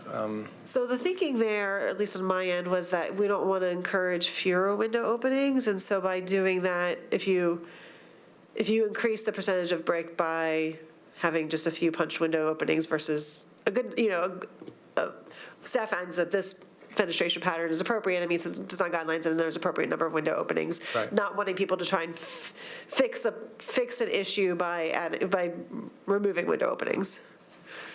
That was the thinking, but again. Okay, thank you. Happy to have direction. So there's not any kind of software for architects that says you can measure Sure there is. Yeah. Yeah, but what are you measuring? That's the question. Mm-hmm. We're not in deliberation yet, so I know. I can save that comment. I can save my comments. Okay, we'll save the discussion on that if it is. Anyway, okay. Great. Thank you. Thank you. Applicant? Thank you for listening to our little bit of sidetrack there. Maybe you can have an answer for that, Manuel Zeitlin.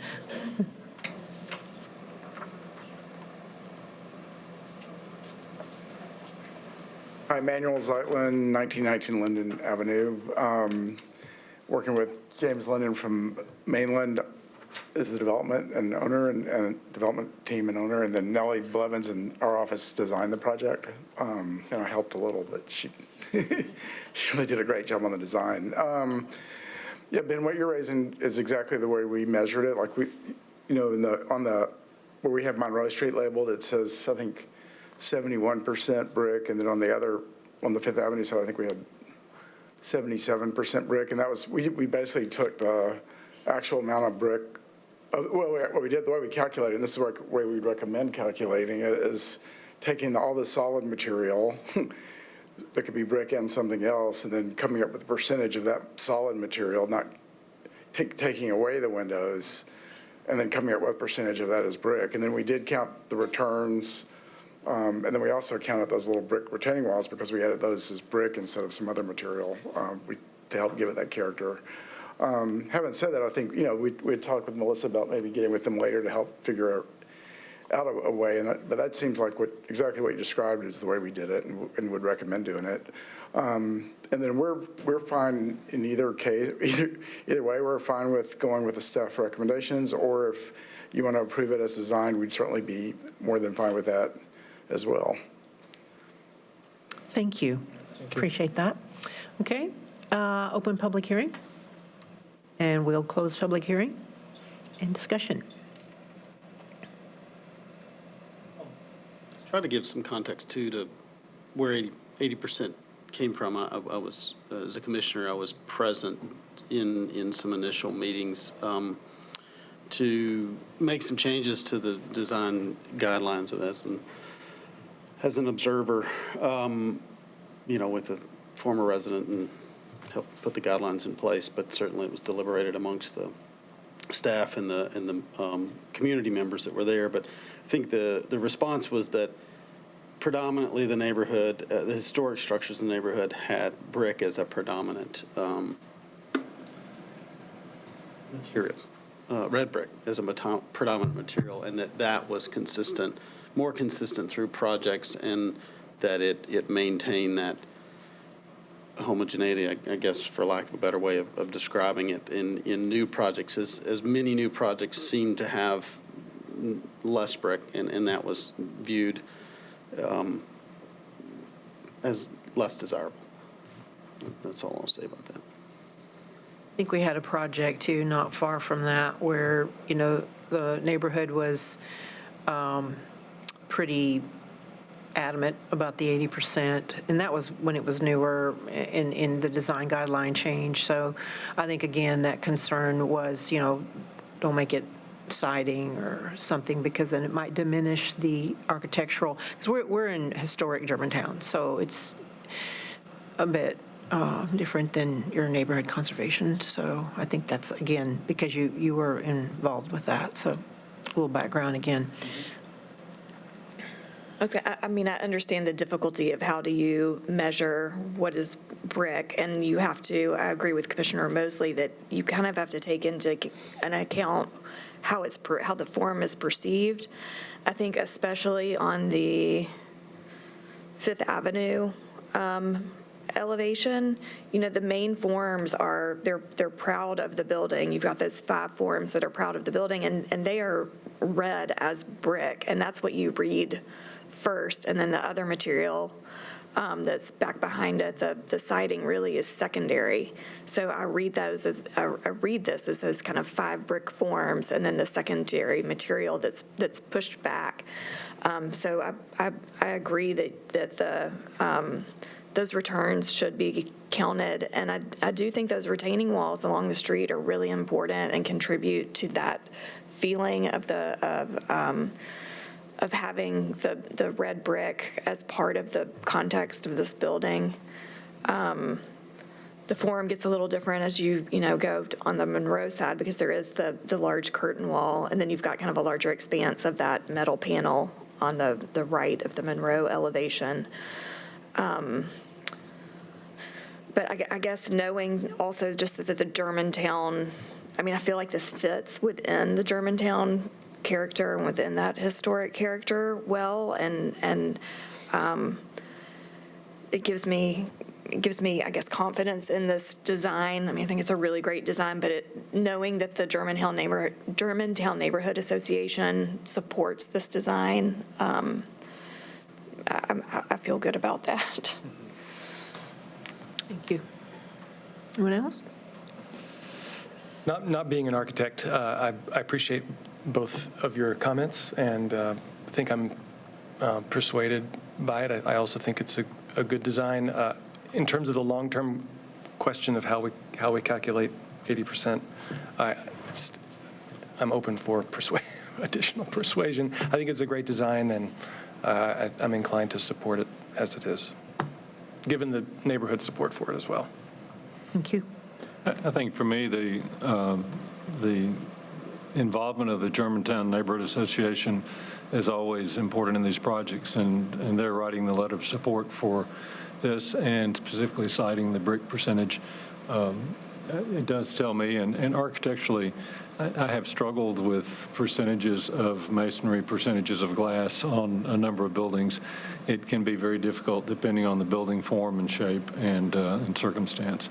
So with respect to this, I think the architect has done a good job of making that building clearly predominantly brick, with the brick being proud and out in front of the other. And with that in mind, I would like to, with respect to 1309 Fifth Avenue North, move for approval with staff conditions except for the percentage of brick clause. Okay. There's a motion, there's a second. All in favor? Aye. Aye. None opposed? And that motion passes. Thank you, applicant.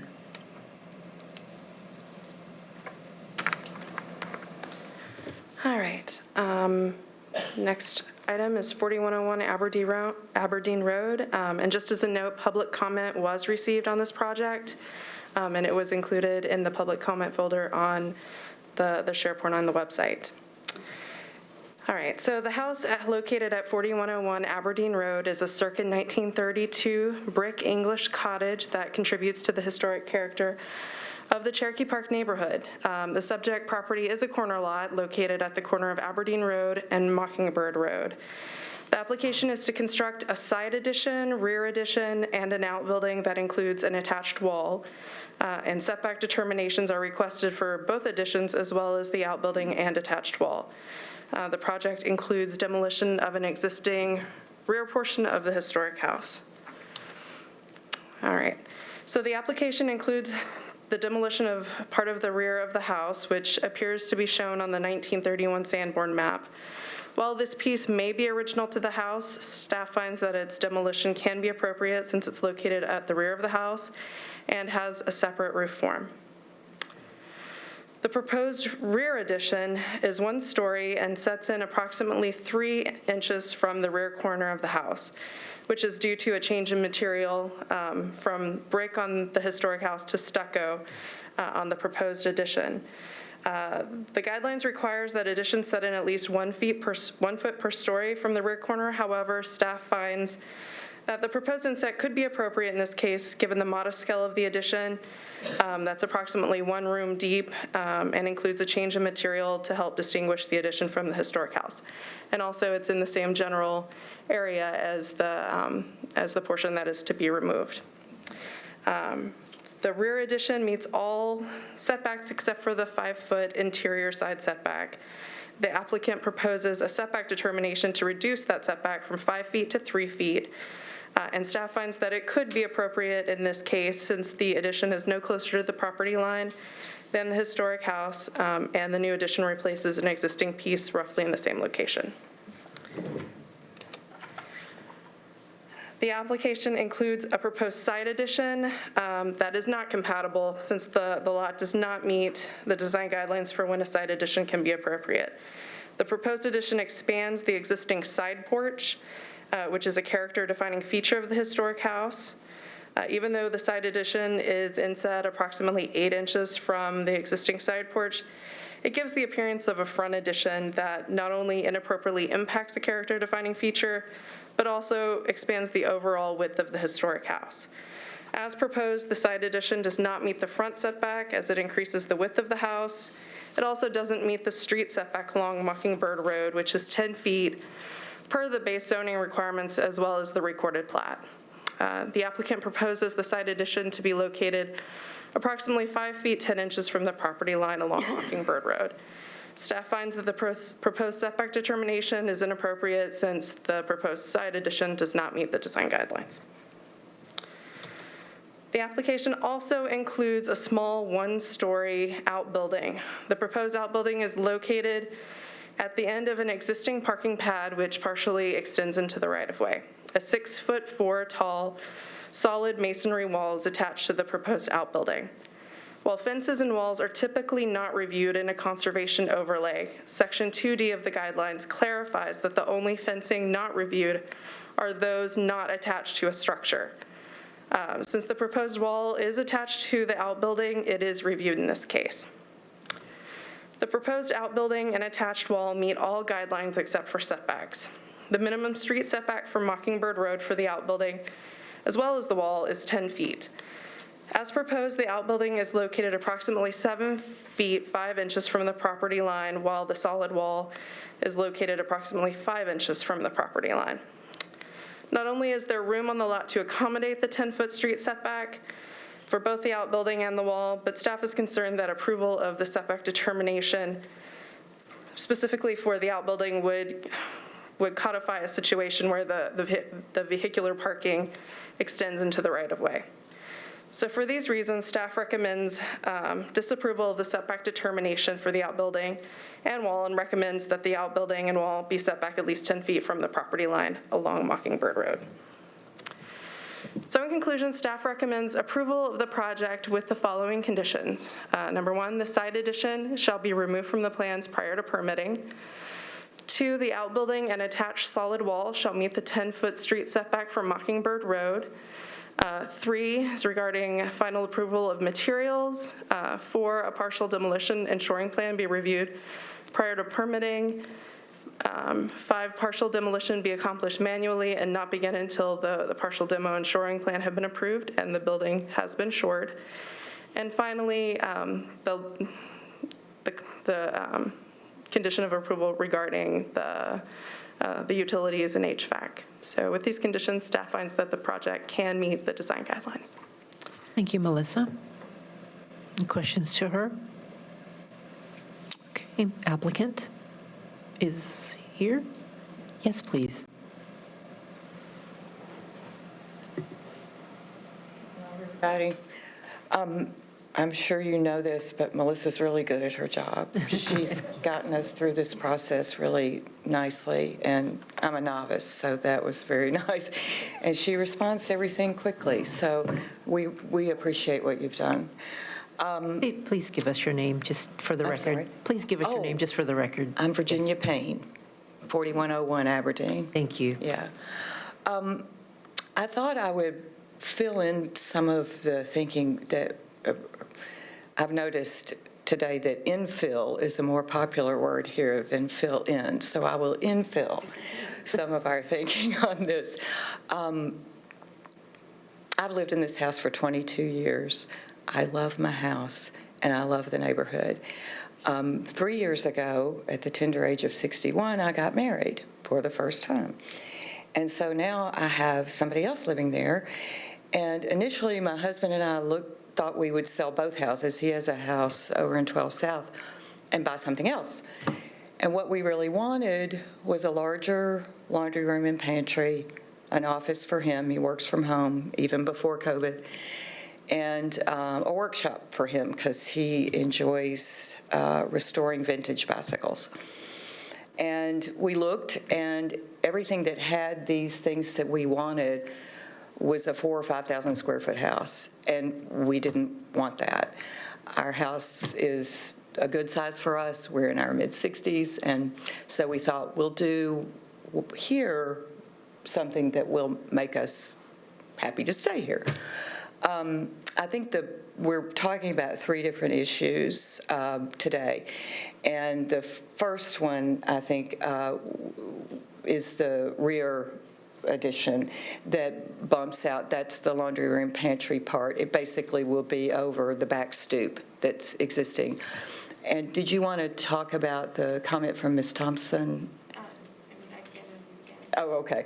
Well, the comment that came in, and maybe you all have that, the way I read it is it seems like she's concerned about the maintenance of the fence. The fence goes between my backyard, and the Thompsons' backyard. The woman that wrote to you is their daughter-in-law who actually owns the house. The couple that lives there are Dick and Norma. Anyway, that fence has been there as long as I have, so it's at least 22 years old. I'll tell you, it's not in good shape. I know that my rear neighbors plan to replace the fence that goes along the back of our yard. I'm more than willing to replace that side fence between my yard and the Thompsons' yard, and think that perhaps it would also last 20 years. I'm happy for them to choose someone to build it and send me the bill.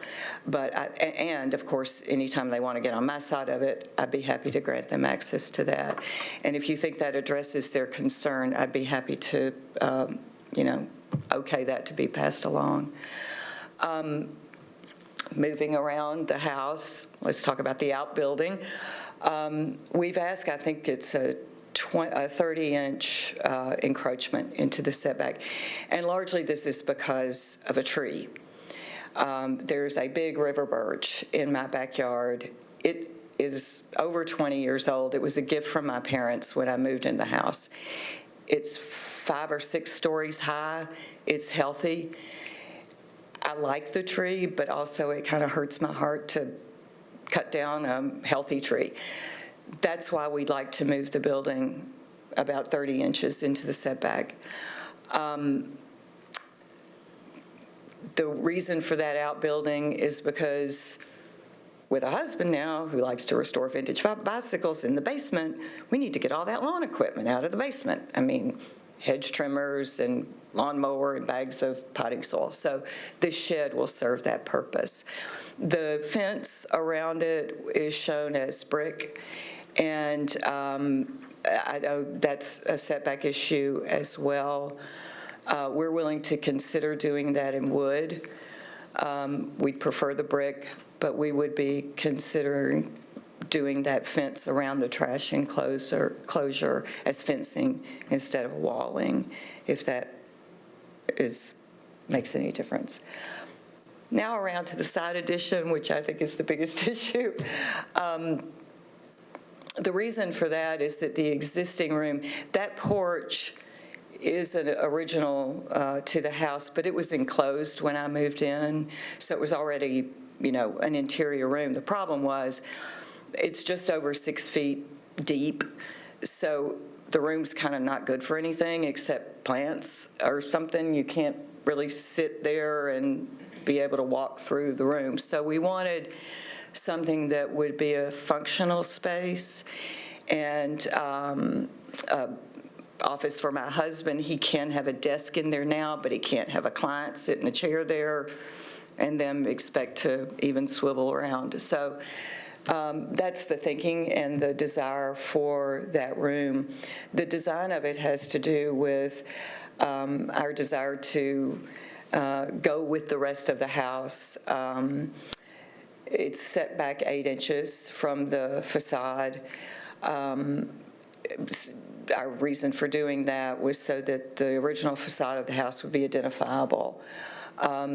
We also wanted to avoid it looking like we stuck a box on the side of the house, so we've extended the roof line and basically mimicked the windows that exist now in the enclosed sunroom. I was hopeful that we would be able to move into the setback a little bit because I've noticed corner houses in the neighborhood 1 to 4 blocks away, and I don't know what their setbacks are, but I've measured how far they are from the street, and they vary from, I think the narrowest is 8.5 feet from the street, and then there's one that's 14.5 feet, and there are a few in between. And these houses are one's in a block away, a couple of them are 2 blocks away, one is 3 blocks away, one is 4 blocks away, and there are actually other examples that I didn't get around to measuring. So I thought, well, how did that happen? And my guess was that they came before you all and asked for the same kind of thing that I'm asking for. So that's what I have to say. I'd love to hear what we would be able to do, if not this. I really would like to create a functional room on the side of the house, really like to keep my tree, and I'm very happy to replace the fence between my house and Thompson's. Thank you very much. Yeah. Appreciate it. Okay, open public hearing. We will close public hearing. Commissioners?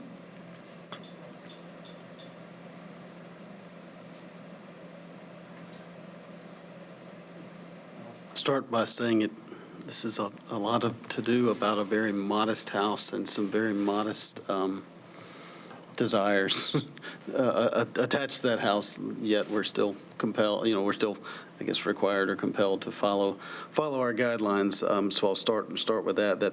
I know we always say, oh, this is a tough one, but I think that's just, at face value, that's my take on this, is this seems like not a tall ask, and we get some pretty tall asks in this commission from time to time.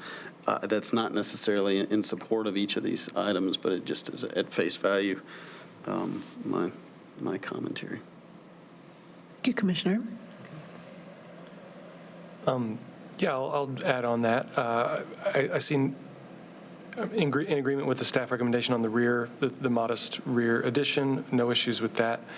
It has not been our practice, nor is it allowed by the guidelines, to allow facade additions. And we've pretty regularly denied similar requests for expanding front porches. So just based on precedent and what the guidelines say, that's a bit too far in terms of, in my opinion, I would, see a possibility for maybe a revised rear addition that includes an office. You would have opportunity, I think, to create a larger addition on the back if that was a requirement, and I understand why it is for a home office. In terms of the outbuilding, I definitely get, and we have more often than I ever anticipated, we have considered the impact on trees, because I know that's sort of a crisis situation with tree canopy in Nashville and wanting to retain that, and I understand and applaud that. I do wonder why maybe the shed couldn't be moved to the other corner of where you do have room for it, if it is a garden shed. That way, the setback issue and the tree issue and all of that would be avoided. So.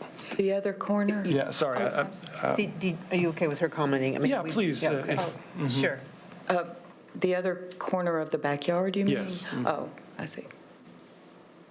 It seems to me that would be a design fix for the project. So those are my initial thoughts. Well, this might be a question for staff. Where are we in this whole process? We're in discussion. Okay. Yeah. Yes, sir. We're good. Yeah, well, I think I'm looking at the surveyed, what I feel like is a surveyed, and my brother lived nearby many moons ago, so I think I'm familiar enough with this portion of West Nashville in that the surveyed edge of the road and the edge of the property, there's some great distance, well, not insignificant distance between those two things. And I know setbacks are measured from property lines, but I would, on behalf of the applicant, I don't want to say on behalf of the applicant, I retract that, but I think that should warrant some consideration here. That Mockingbird Road is going to suddenly be improved, and the width is going to be doubled. Seems unlikely. I don't know if that's compelling enough, and to allow any of these things to happen. And I certainly, Commissioner Price's side addition comment is taken, and I think that's a pretty. Not pretty. That's a serious matter to permit. As modest as it may appear from my previous comments, I don't take issue with that at all. But I thought I'd throw that additional item out there for consideration. Thank you, Commissioner. So I think, as far as modest rear addition, we have no problem. That is perfectly okay. But I'm with Commissioner Price on the front porch addition, because traditionally we do not approve any front, alteration. So this is, even though little bit setback, it's clearly, altering at the front. So I think that side front porch need to be somewhere, somewhat. So, but, we are not designed for the applicant, so make it simple, I think front alteration is, I'm 100% with staff.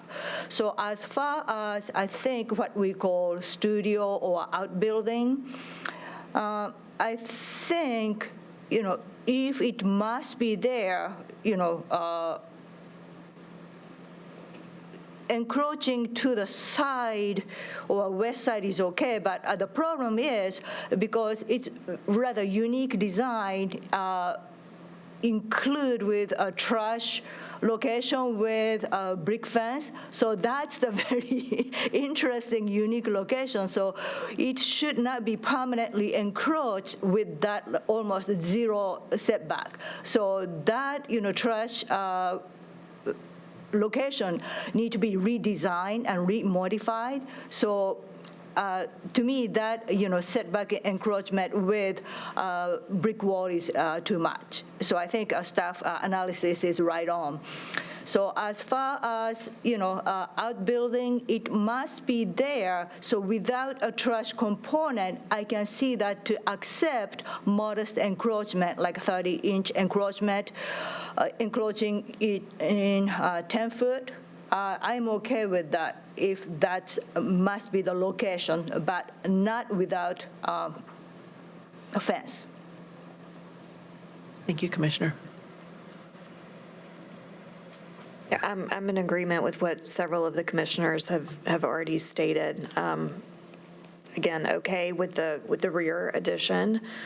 And then, again, just restating the front addition, it's not about the setback or coming up with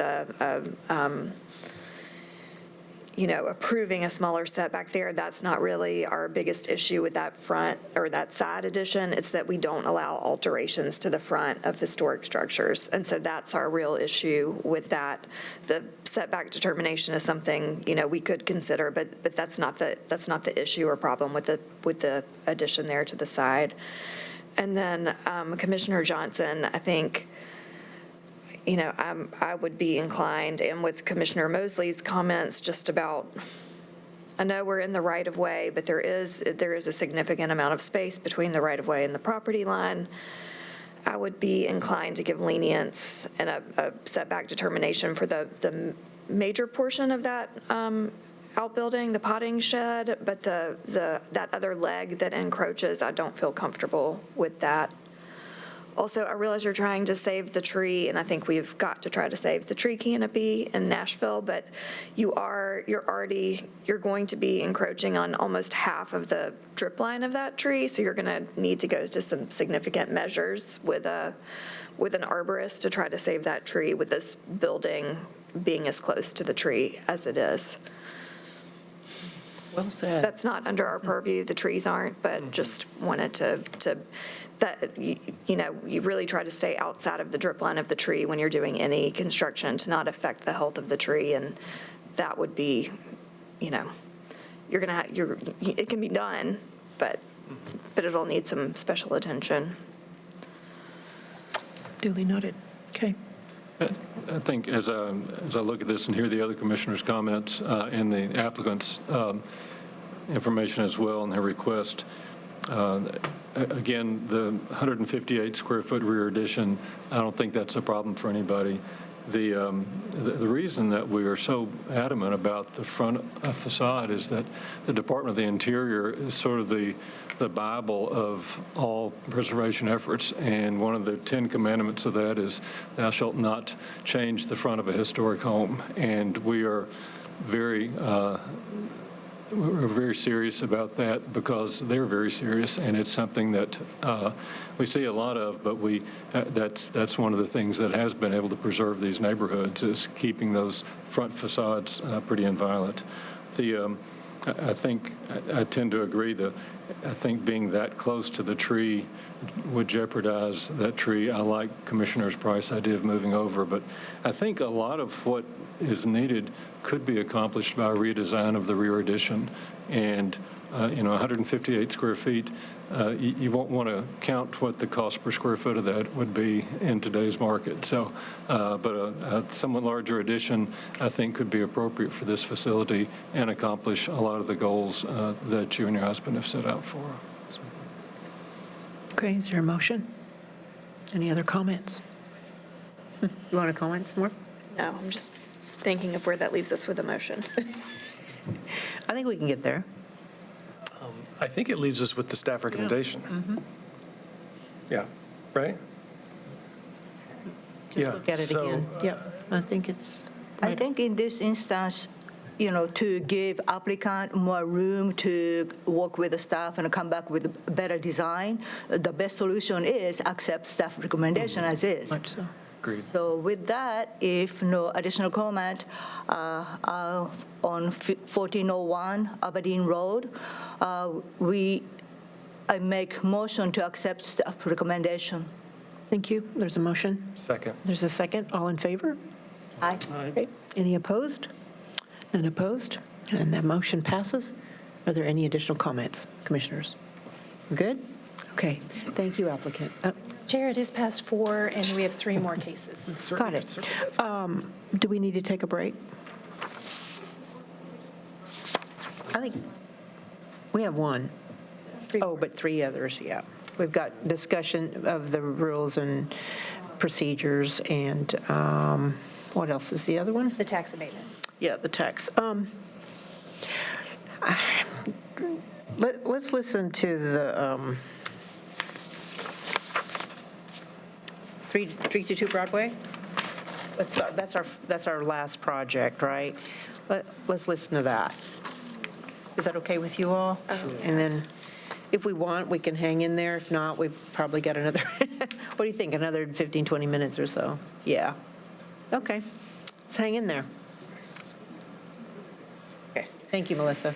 All right, no worries. All right, this is a request to install a projecting sign on the Broadway facade of the historic building at 322 Broadway. The proposed sign is located to the right of the primary entrance and meets all of the guidelines except for allotment. The 2 historic buildings combined at 322 Broadway have 67 feet of frontage. Since there's an existing projecting sign on this facade, the maximum allotment on the Broadway facade is 134 square feet. The existing projecting sign and wall signs on this facade were approved under previous design guidelines for the district. The existing projecting sign is approximately 89 square feet, while the existing wall sign is approximately 63 square feet, which together totals 152 square feet, which exceeds the overall allotment of 134 square feet. So as proposed, the proposed sign would add an additional 15 square feet. So already the facade exceeds the allotment, and the addition of this sign would make it further exceed the allotment. So while an additional projecting sign on the Broadway facade would not meet the guidelines since it exceeds the allotment, an additional projecting sign on the 4th Avenue north side could be an alternative that could meet the guidelines. The 4th Avenue facade has an allotment of 134 square feet and only has one sign with an area of approximately 52 square feet. Another option would be to install a shingle sign to either side of the primary entrance. However, to meet the guidelines, the shingle sign would have to not exceed 9 square feet and not be internally illuminated. So in conclusion, staff recommends disapproval of the projecting sign, finding that the project does not meet Section 4 of the design guidelines for the Broadway Historic Preservation Zoning Overlay District, as the addition of the proposed projecting sign exceeds the allotment for the Broadway facade of the building. The applicant is here.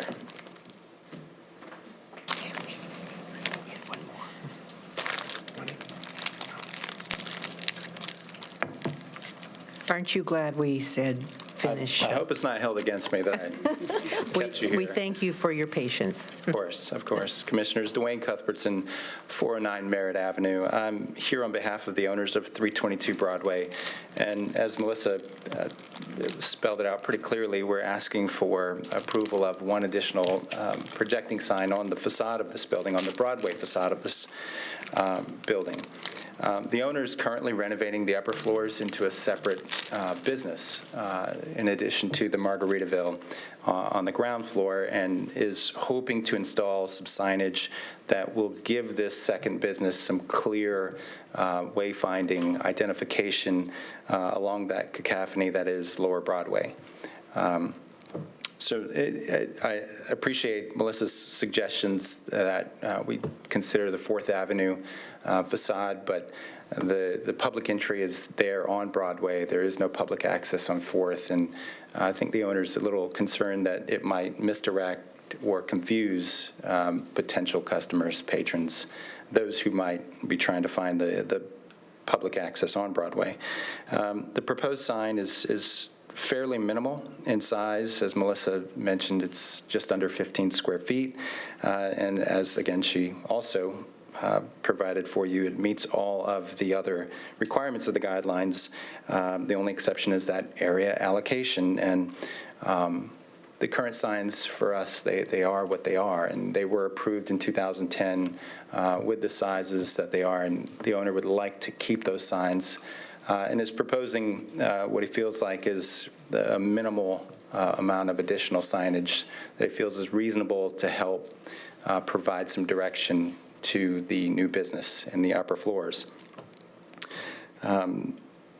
So we're open to suggestions. We tried to minimize the impact. We've placed it as far east as we can on the facade to minimize some clutter and create a pattern that you might otherwise find on Lower Broadway. Most of these lots are very narrow, and you're going to find that the sequencing of signage would be consistent with what we're proposing on this building.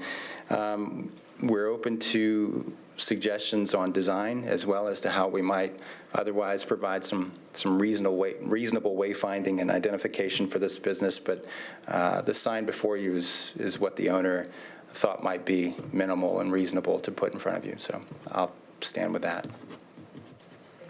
Sure. Thank you.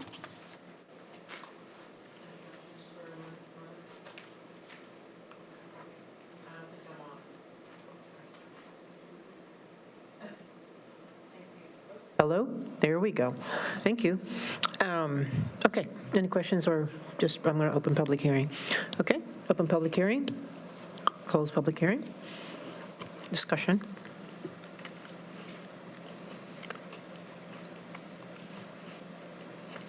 Everybody's looking at me. I'll speak up.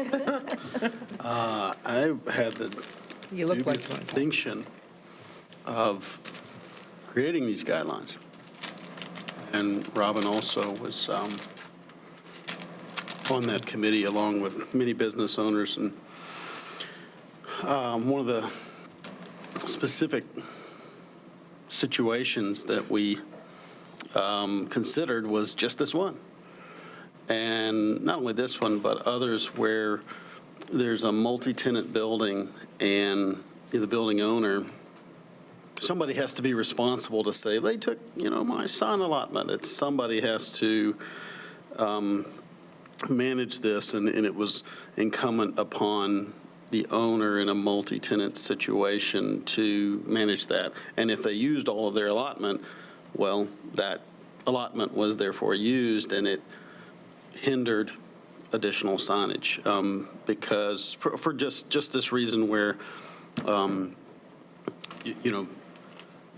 everybody wants a sign so that their business, and it's this arms race of continual, I don't say arms race, that maybe is a negative view, but everybody wants to be noticed. And so while I don't take issue with, at any issue with the modesty of this sign, I think it just goes against what the intent of the guidelines were and how to manage that. I think the staff has provided, while not I accept the applicant's argument that putting a sign around the corner doesn't exactly accomplish what they set out to do. I think that this isn't the guidelines weren't an unintended, or didn't create these unintended scenarios. We quite frankly considered just this scenario, and anticipated that this could be problematic in the future if the allotment was used. And now what do I do? I'm also a tenant here, so those are mine. views on this application. Yeah, it seems pretty cut and dry to me. The allotment is the allotment. It is what it is. And one alternative that was not mentioned is reducing the size of the existing sign to make room for this one, which I know would be a hard pill to swallow for the building owner, but that would solve the problem. So lately here, we've had a lot of signage requests on Broadway, and we've hewed very closely to the guidelines, and I don't see why we don't need to do that this time, too. Thank you, Commissioner. Okay. Ready to make a motion? Sure. With respect to 322 Broadway, I move for approval of the staff recommendation. There's a motion. Is there a second? Second. All in favor? Aye. None opposed, and that motion passes. Thank you for waiting. Okay. Should we still forge on? Sure. Okay, we're going to forge on.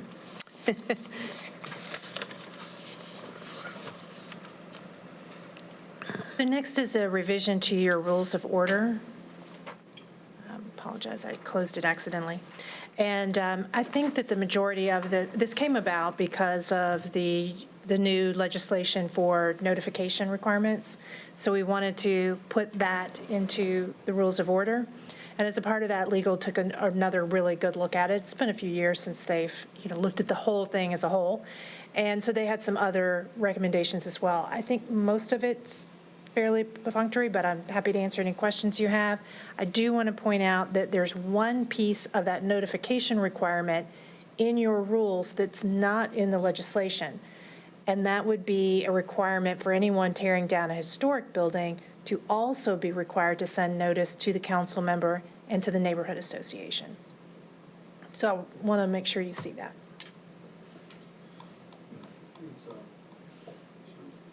With that additional requirement, a violation of that would be punishable by? Not punishable, but it would mean that they were deferred to the next. I see. Okay.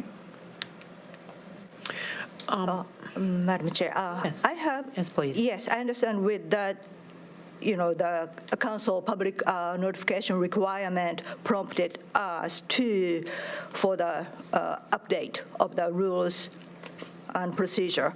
I read some language and such as conflict of interest. I think new language to me is a little bit vague, so I rather kind of define that portion, and then we may have to have workshop to understand your intent and what we are thinking of the conflict of interest. We are speaking of the same language.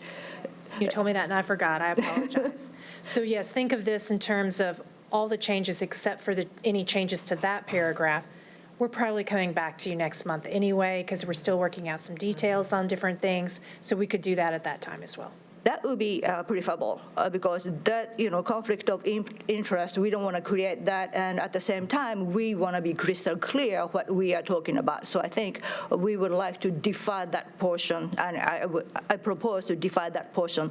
And on that note, I noticed notification of 250 feet. So is there any number? Because the reason I'm asking is a planning commission also has notification, and they use 300 feet. So any reason for using the 250 versus 300? My understanding is Councilmember Murphy came up with that when she filed the legislation. Okay, so consistent with the legislation. Okay, good enough. So Robin, are you saying that this is going to come before us again next month if we defer it, if we decide we defer it? This is our first time that we've really looked at it. Well, not to defer it. My recommendation is to go ahead and approve it with all the changes except for the conflict of interest section, knowing full well that it's probably going to come back to you for a few more revisions, including that paragraph. I'm going to hear some more from other commissioners, please. I'll be honest, I missed this one in our packet this week. I would personally, I could use another month to review all of it. Yeah. I'm sorry about that. Well, that's fine. The only concern was that the legislation will be in play, and it won't be in our rules, but that's probably not a big deal, right? Yeah, please walk us through that. Okay, can you just give that? Right, the rules, yeah, so. Let's hear that one more time so that we're really clear on how we understand it. Please do. If the Ashley? legislation is in place, it will still, preside over this board regardless of if your rules are up to date or not. So I hope that's clear. Yeah. Okay, okay, good. Yeah, we could hear you this time. All right, thank you, thank you. Yeah, so, In other words, you'll be bound by it and like it, or I think your rules are going to be more specific. Is that the goal? Yeah, so.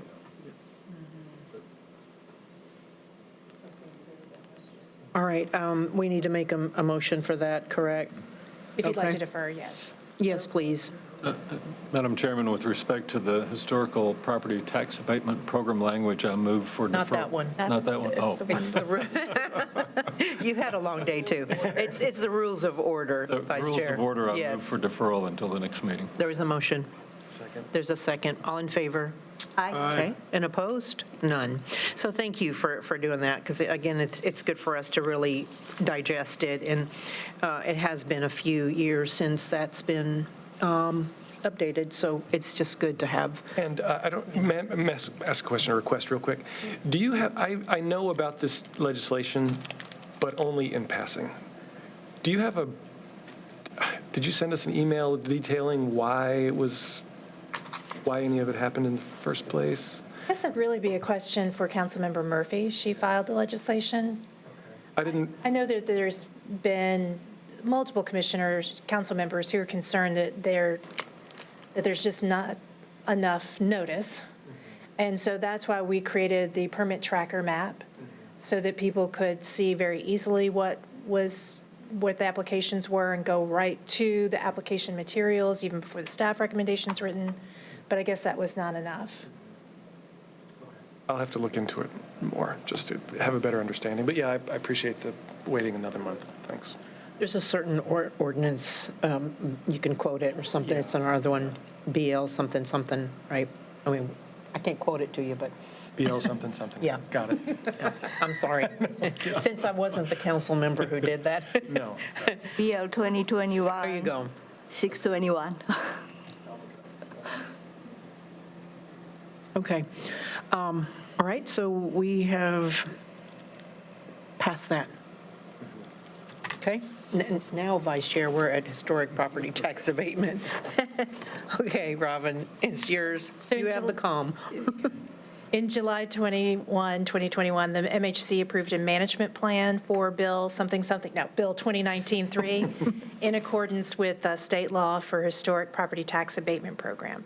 And council has since revised the legislation to include a sunset provision and a maximum cumulative value. So in addition to revisions to the the revisions to the qualifications are recommended in order to ensure that those properties that are endangered and were rehab furthers the goals of the city overall are given preference. Staff has also just added some further clarification of the program and the timing. So we recommend approval of the revised administration of the tax abatement program. Robin, how does that affect your staff having that added responsibility? It'll remain to be seen. It's hard to know how many applications we may get. Probably it will be for properties that already exist, and so those would be applications you'd be seeing anyway. Are the abatements given on by project, are approved on a project basis or an address, like a property? Both.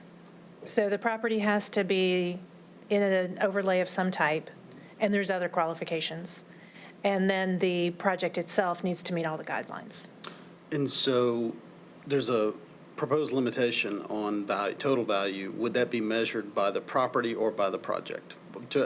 In terms of exceeding the grant or the tax abatement available? I imagine taxes are issued on the property address, not the building, if you will. The details of that need to be worked out. This is changes that the council made, and we're not 100% sure how they want that to be figured, so we need to still work out some of those details.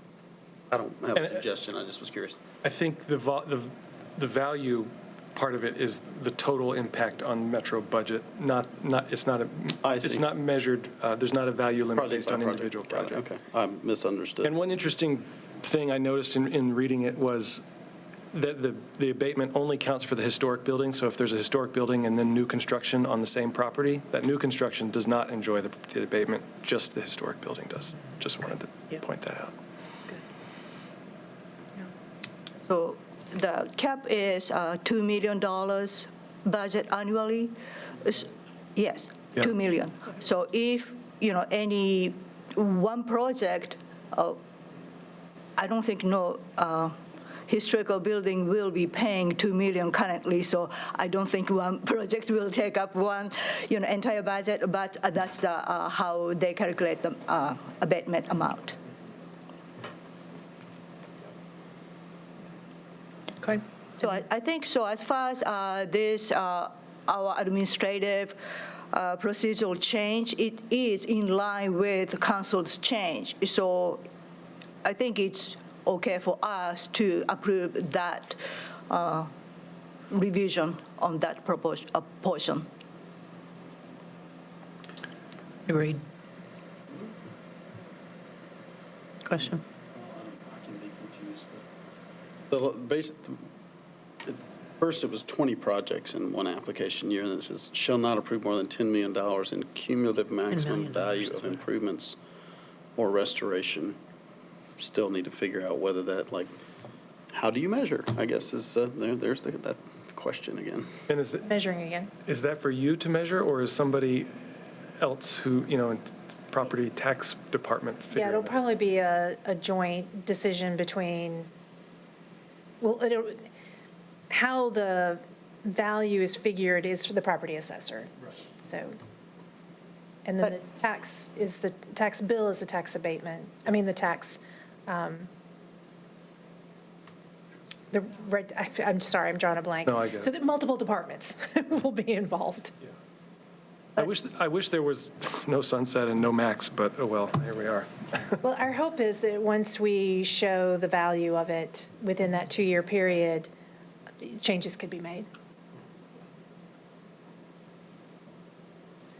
I think we are the one kind of experimenting that how many applications we will receive, and also we are the body to approve if the project is worthy of the tax abatement. We're getting way too far into the details, but in terms of wielding this capability, is this seen as, certainly preserving properties that otherwise would result in neglect or demolition by neglect or would not be preserved otherwise? Is there any idea of, do you want to parse this out little by little on smaller historic homes, or are we looking for larger candidates, or don't know, we'll see. Yeah, that'll be up to you when you get the applications, how you want to divvy it up. You may go all with one project because it's Second Avenue reconstruction, or you may parcel it up into multiple ones. That'll be up to you to decide. But it does need to be a major project. Otherwise, financially, it just doesn't make sense. Sure. I think neglect is also in there, like you have to have your property in good condition. But it does need to be endangered. So that could be, neglect could be. Well, I'm thinking of a scenario where somebody takes on a project with the assumption that they're going to get some abatement, and it's a total package of, well, this now makes financial sense. I'm thinking more like a developer might think that wouldn't normally take on a project, who wouldn't then with this might be attracted to take on a project that maybe was neglected, and they would acquire it and do some things, but we're way in the weeds. So. It would be helpful for applicants if there was, in essence, a statement of intent about what the selection criteria would be, because I would imagine that people that are going after this will also be going after the state grant as well as the federal tax credits. So, And that is there. Let me pull that up so I get it correct.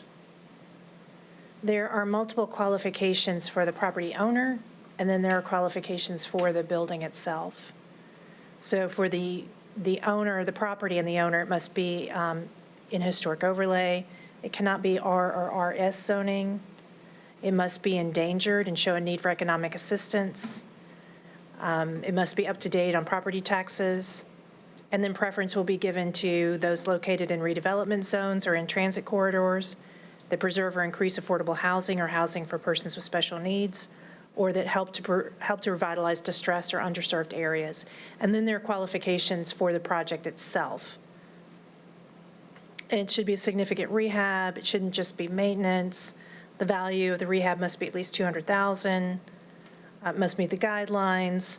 And the program can only be used once for any one property within a 10-year period, if that helps. Rob, this is not just, it's residential and commercial? It won't be R or RS. So it'll be RRS. multifamily residential or commercial or industrial or warehouse or What is RS? single family. single family. So it's not for single family or two family, but it could be for multifamily.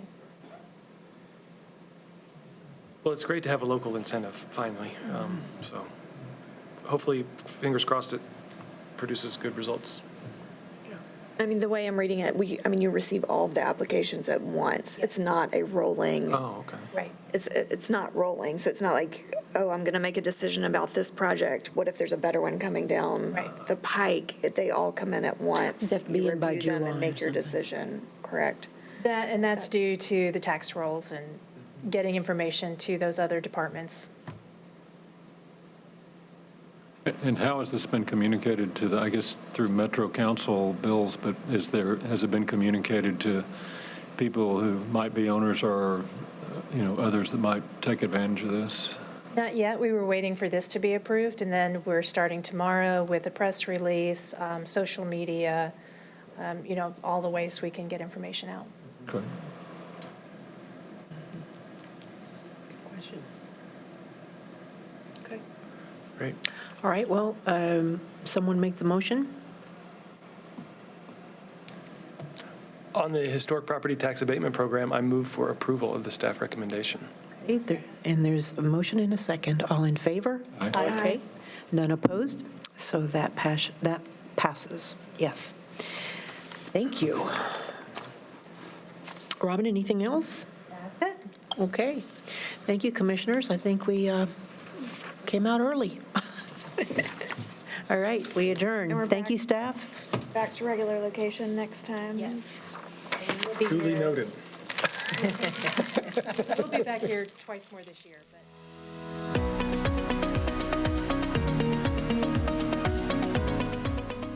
This has been a service of the Metro Nashville Network. If you would like to see this presentation again, or for more information on this and other programs, visit nashville.gov.